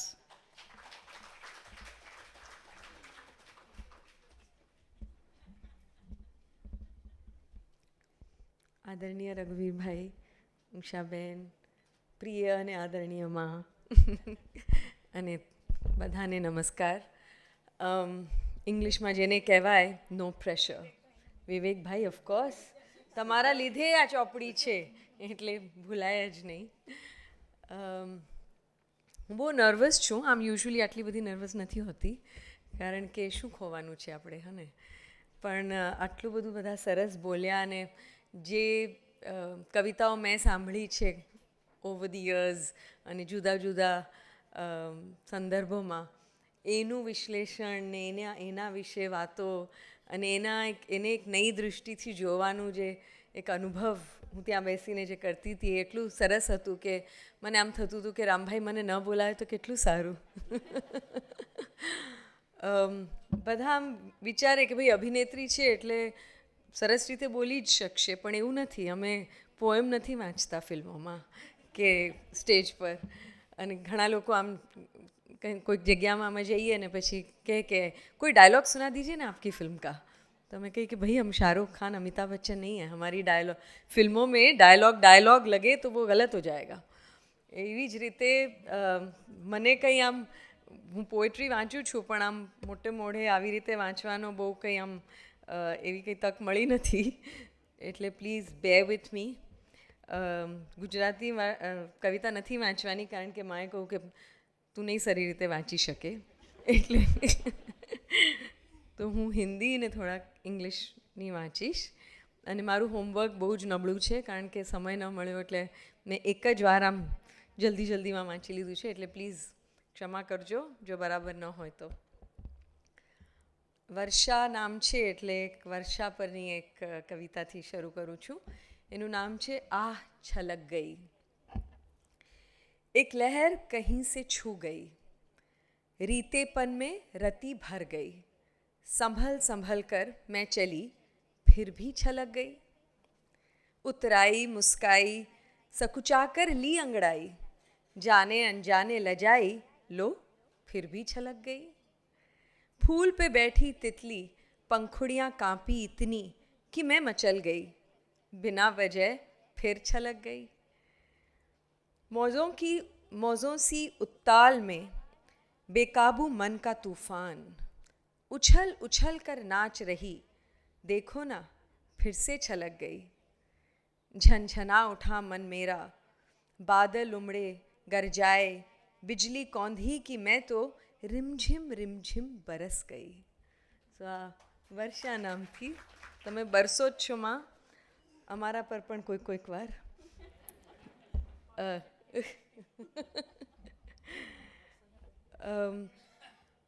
મને યાદ છે ઘણી વાર, એટલે હું એમને ત્યાં જાઉં કે માં ઘરે મુંબઈમાં આવે અને જે મજાથી કે તને કવિતા સંભળાવો, તો હું કહું કે હા સંભળાવો.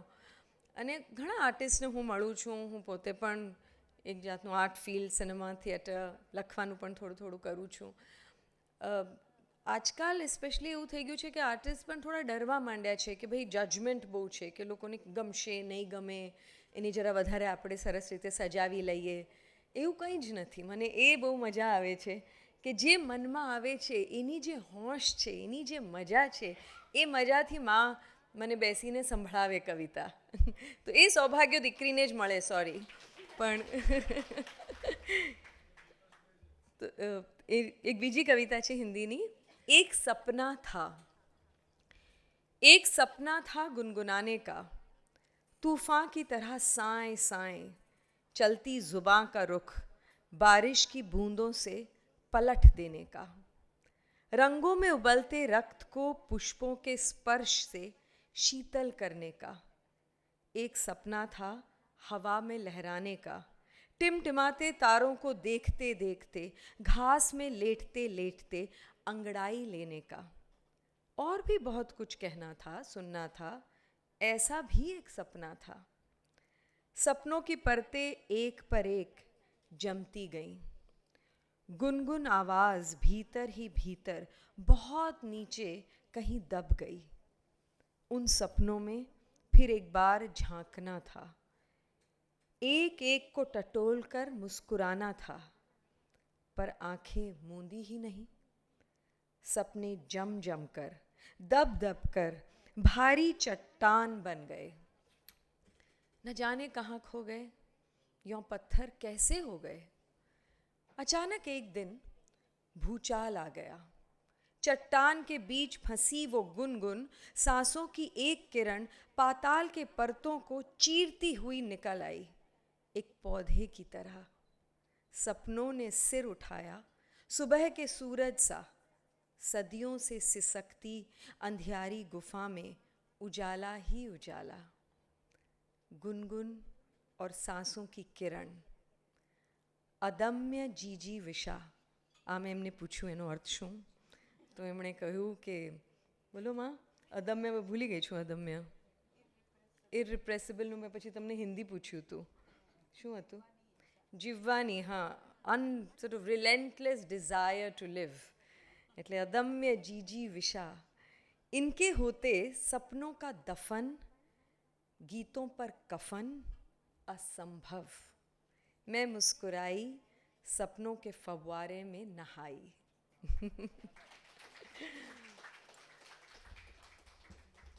આપણે આમ વિચારીએ કે પરિવારમાં છીએ એટલે આપણે એકબીજાને ઓળખીએ છીએ, પણ ઘણીવાર નથી ઓળખતા. અંદર શું ચાલે છે એ નથી ખબર. અને ઘણીવાર કવિતાઓથી એકબીજા વિશે ખબર પડે. એકબીજા એટલે હું નથી લખતી, પણ મને તમારા વિશે જુદું જુદું ખબર પડે. અને તમે જોશો, હું થોડી બીજી જે કવિતા વાંચવાની છું, રિફ્લેક્ટિવ છે, માનવતા, તમે જે ઉષાબેન કહ્યું, રઘુવીરભાઈ તમે પણ કહ્યું કે જે સંવેદનશીલતા છે, પણ એક બહુ જ શું કહેવાય કે બહુ જ એક ઓનેસ્ટલી પોતાને જોવાની જે ક્ષમતા હોય એ તમે કવિતામાં કહી શકો. ને તમે ત્યારે કોણ વાંચવાનું છે, કોને ખબર પડવાની છે, ક્યાં છપાવાનું છે, કંઈ જ મનમાં ન હોય. તો એવી એક હું વાંચવાની છું. એ મારે થોડીક શોધવી પડશે, પણ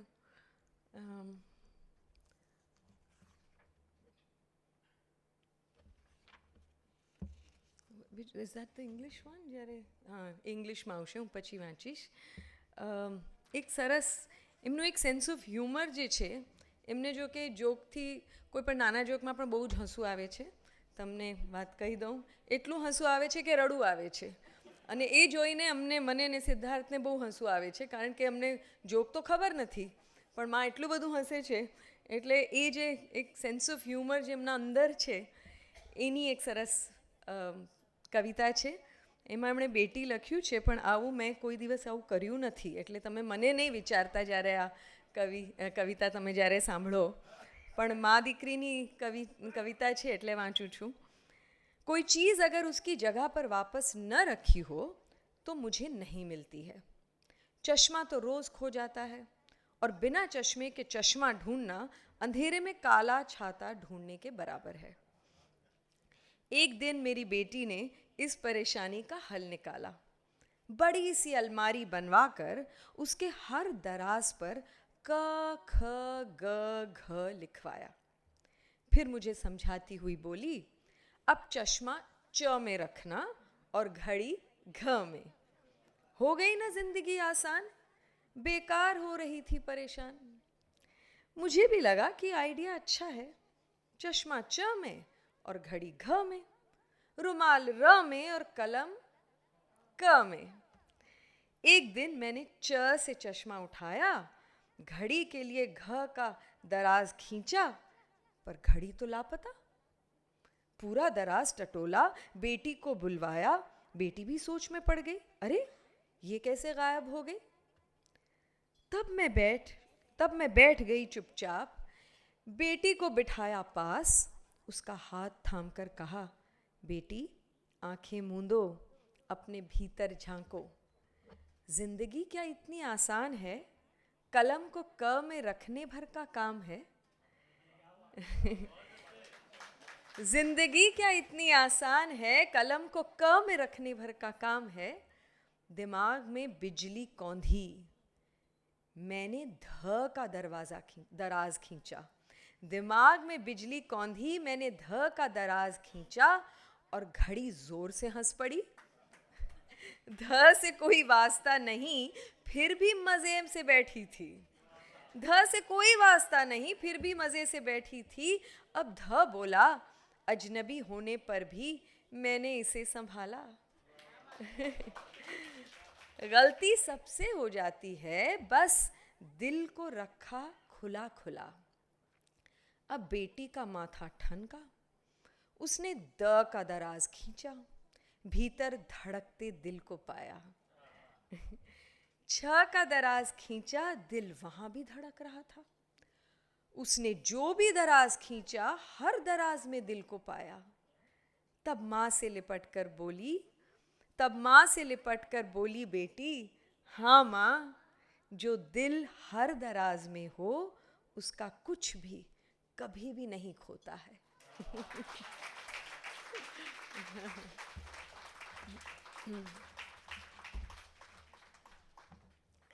રામભાઈ કહેજો મારે ક્યારે બંધ થવાનું છે. હા, ખુશીથી બંધ થઈ જઈશ એવું નથી, પણ મને મજા આવે છે ફરીથી બધા વાંચવાની. અંગ્રેજી વાંચું? ઠીક છે, અંગ્રેજી વાંચીશ.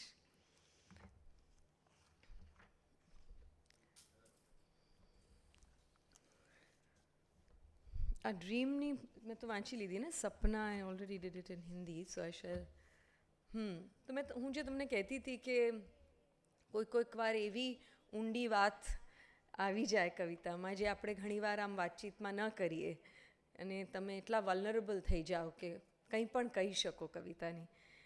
તો આનું નામ છે inside out. Unless I'm locked down and in solitude, I have no time to look within. As I shut my eyes in prayer, the inner door opens wide. I'm expecting a garden of flowers and fragrance, but I find a huge pile of rubbish, stinking with self-righteousness. In disbelief, I ask myself, is that me? How can it be? I hate in others. When did I become like this? I pick up a long, strong broom of determination and courage, start sweeping my filth. It is so deep and slippery. The task is not at all easy. It would be revolutionary if I succeed in cleaning the mess. I better spring up and clear the space. But the more I clean, the more it comes up. In shifting sands of time, it's never too late to discover one's insides. I'll continue to clean till I shine, as that's the only proof of the inside being fine. સરળ બધા શબ્દો હતા ને, બધાને સમજાઈ જાય એવા. તમે કહેતા હતા ને કે માં સરળ શબ્દો યુઝ કરે છે. Thank you. આ પણ એક અંગ્રેજીની છે. Provided I keep walking. Some touched me deep and some a little lightly. It all happened long, long ago. Yet, all those memories pleasure me, even today. They are fresh like morning dews on the blades of green grass. But they all left, one by one, some to far off places in the world, and some others beyond this world. One narrated stories, the other recited poems, another smeared fragrance of the soil, and a special one painted myriad colors on the horizon. I went on weaving dreams on the loom of my heart with warps and wefts. I loved them all. Then all of a sudden, there was a thunderstorm. My loom, with its spindles and tools, my fabric, and all my colorful threads flew high up. Like a heap of dry twigs, it was scattered all over.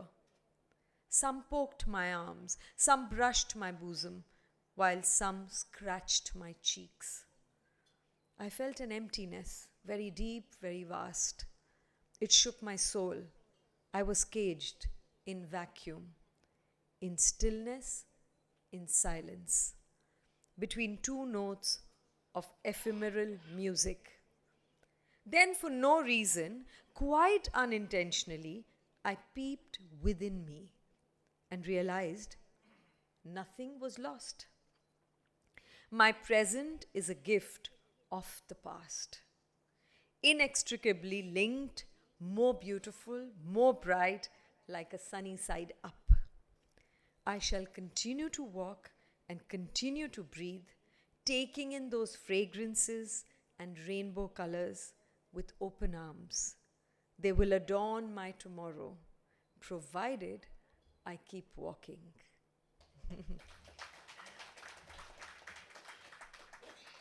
English ki Hindi, what is the popular demand? Gujarati મેં એટલે કંઈક વાંચી નથી પણ કઈ માં તમારે કહેવી પડશે રેતી કઈ ઓકે એ ગુજરાતીમાં પણ છે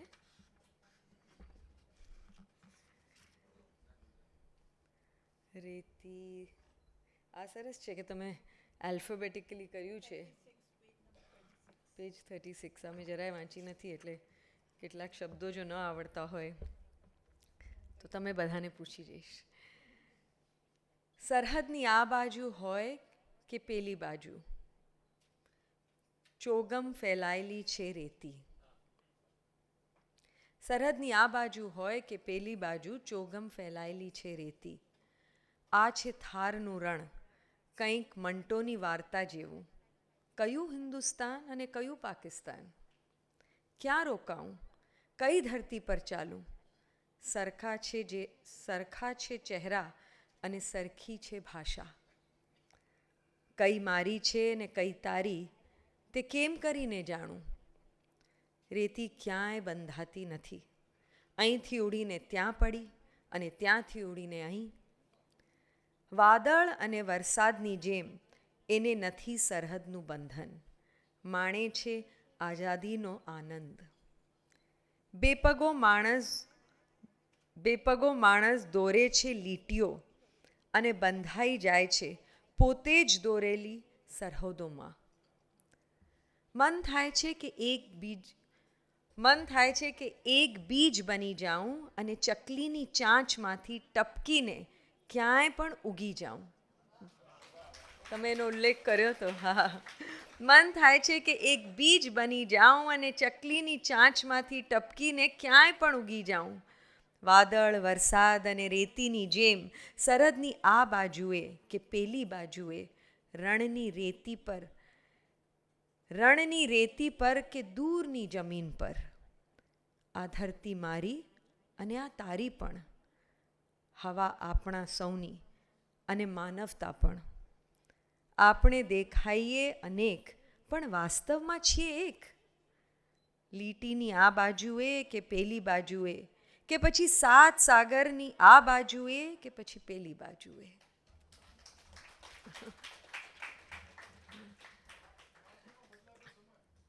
કયું બાળકોનો બદલાતો સમય ઓકે એ જ પાનું ઉઘડ્યું एक ज़माना था बच्चे तितलियों के पीछे भागते थे फूल पत्तियों की माला बनाते थे कंचे से खेलते थे घर बाहर चहक उठता था उनकी किलकारियों से फिर एक नया दौर चला बच्चों ने बटन दबाया चाबी घुमाई गुड़िया बोल पड़ी ट्रेन चल पड़ी बंदर ने तालियां बजाई आदि आदि आदि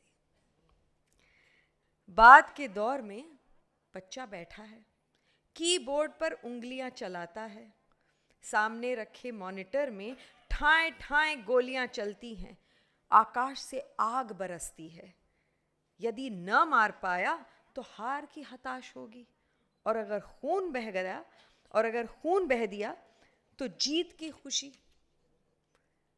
उस वीडियो गेम से दूर बहुत सारे बच्चे कुछ और ही खेलते हैं। ढह गई इमारतों के बीच खाली गोलियां टटोलते हैं। टैंकों के भीतर बाहर छुप छुपाई का मज़ा लेते हैं। और कुछ बच्चे लाशों के बीच अपने माँ बाप को ढूंढते हैं। इन सब के पीछे एक और खेल है बड़े लोगों का, जो जताना चाहते हैं कि मैं सच्चा तुम झूठे, मैं बड़ा तुम छोटे, बस खेलते रहो मारते रहो। शांति और सुकून उनकी शब्दावली में है ही नहीं, लेकिन ऐसा क्यों?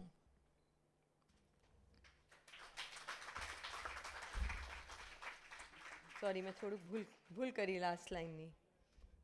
મેં થોડું ઇમ્પ્રોવાઇઝ કર્યું. હવે એક્ટ્રેસને ઇમ્પ્રોવાઇઝ પણ કર્યું. एक्चुअली છે शांति और सुकून उनकी शब्दावली में है ही नहीं, लेकिन क्यों नहीं? હજી સવાલ કરવામાં આવે છે. અને જ્યારે હું મંટોની ફિલ્મ પણ બનાવતી હતી ત્યારે મંટો વિશે જે એક બહુ ખાસ ચીજ હતી, જે સંવેદનશીલતાની આપણે વાત કરીએ છીએ, કે જ્યારે મોટી ચીજો દેશમાં થાય કે વિદેશમાં કે ક્યાં પણ એવું કંઈક થાય જે આપણું મન એકદમ દુઃખથી ભરી જાય, એ આપણને બહુ જ આમ પર્સનલ લાગે. મંટોને હી ટુક એવરીથિંગ વેરી પર્સનલી. એ ખાલી એક કોઈક ઇવેન્ટ નહોતું, એ કંઈ વોર નહોતું કે પાર્ટિશન નહોતું, એ જાણે એમને પોતાને કંઈક થાય છે એવું હતું. અને માની ઘણી બધી એવી કવિતાઓ, ઘણા બધા એવા સોશિયલ ઇશ્યુઝ કે કોઈ આમ ઇવેન્ટ થઈ ગયું હોય કે કોઈ આમ બહુ દુઃખની વાત ક્યાંક દૂર દેશમાં થઈ હોય, એવું પણ ક્યારેક થાય ત્યારે એકદમ આમ અંદરથી જે એક કવિતાને થ્રુ જે એક રુદન નીકળે, એ ચીજ બહુ જ સ્પેશિયલ છે. તો મને છે ઘણી વાત આપણે સાંભળી લીધી. બહુ બહુ ધન્યવાદ કે મને પણ આટલા એક સરસ પેનલમાં આવવાનો એક તમે તક આપ્યો. વિવેકભાઈ, તમને ખાસ આભાર.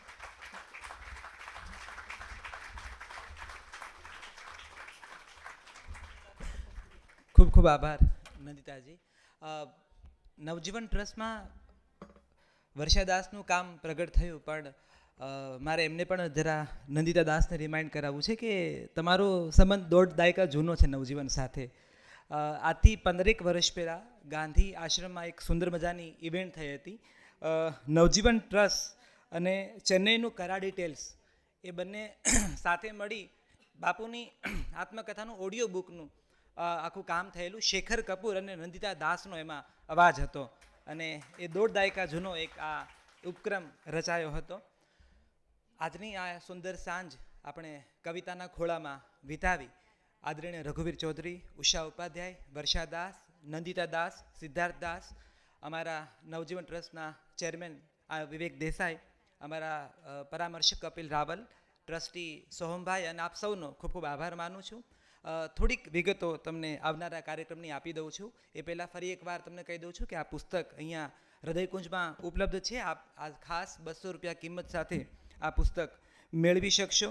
કવિતા વિશે વાત કરી, કવિતા વિશે કવિએ પણ વાત કરી, અને મારા ઉમાશંકર જોશીને યાદ કરવા પડે. કવિલોકની અંતિમ પંક્તિઓમાં ઉમાશંકર જોશી એવી વાત કરે છે કે હતા પિતા મારે પંખીલોક, મારી ભૂલ સુધારો છું યોગેશભાઈ, થેન્ક યુ. કે હતા પિતા મારે, હતા માતા, હા હતી માતાની ભાષા. અને પછી અંતમાં આવીને કવિ કહે છે કે નામ મારું ભાષામાં ઓગળી ગયું છે. 3 ભાષામાં કવિતા લખી છે કવિયત્રીએ. અને પછી એક સમય એવો આવે કે કૃતિ એટલી મોટી થાય કે કરતા ભૂસાઈ જાય. કે નામ મારું ભાષામાં ઓગળી ગયું છે.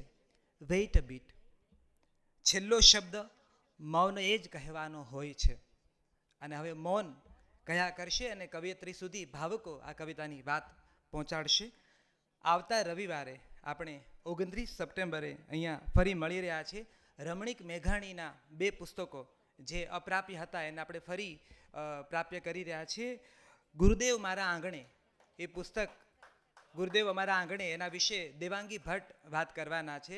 અને જોરાસાકોર ધારે, આ અવનીન્દ્રનાથ ટાગોરનું જે પુસ્તક છે રમણીક મેઘાણીના અનુવાદ, એના વિશે મહેન્દ્રસિંહ પરમાર, રમણીક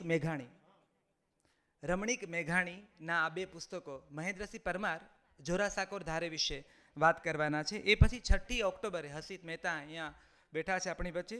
ગાંધી જહાં વો વહાં. બાપુ તો હાજર છે ને, પણ બાપુ સુધી આપણી વાત પહોંચાડવી હોય, આપણી ફરિયાદો પહોંચાડવી હોય તો હસીતભાઈ લખે છે ગાંધી જહાં વો વહાં. અને એના વિશે પ્રકાશ શાહ, મનસુખ સલ્લા, ઉર્વિશ કોઠારી અને હસીત મહેતા વાત કરવાના છે. તો આપ સૌને એના માટે સાદર નિમંત્રણ પાઠવું છું. એ પછી 13 ઓક્ટોબરે પ્રશાંત દયાળ એનું સમગ્ર સાહિત્ય વિશે એમણે જેટલા પુસ્તકો લખ્યા છે ને એમના જેટલા પત્રકારત્વના અનુભવો છે, એ જીવતી વાર્તાઓ છે, એના વિશે પ્રશાંત દયાળ વાત કરવાના છે. અને નવેમ્બરને અમે નહેરુ મંથ તરીકે સેલિબ્રેટ કરી રહ્યા છે.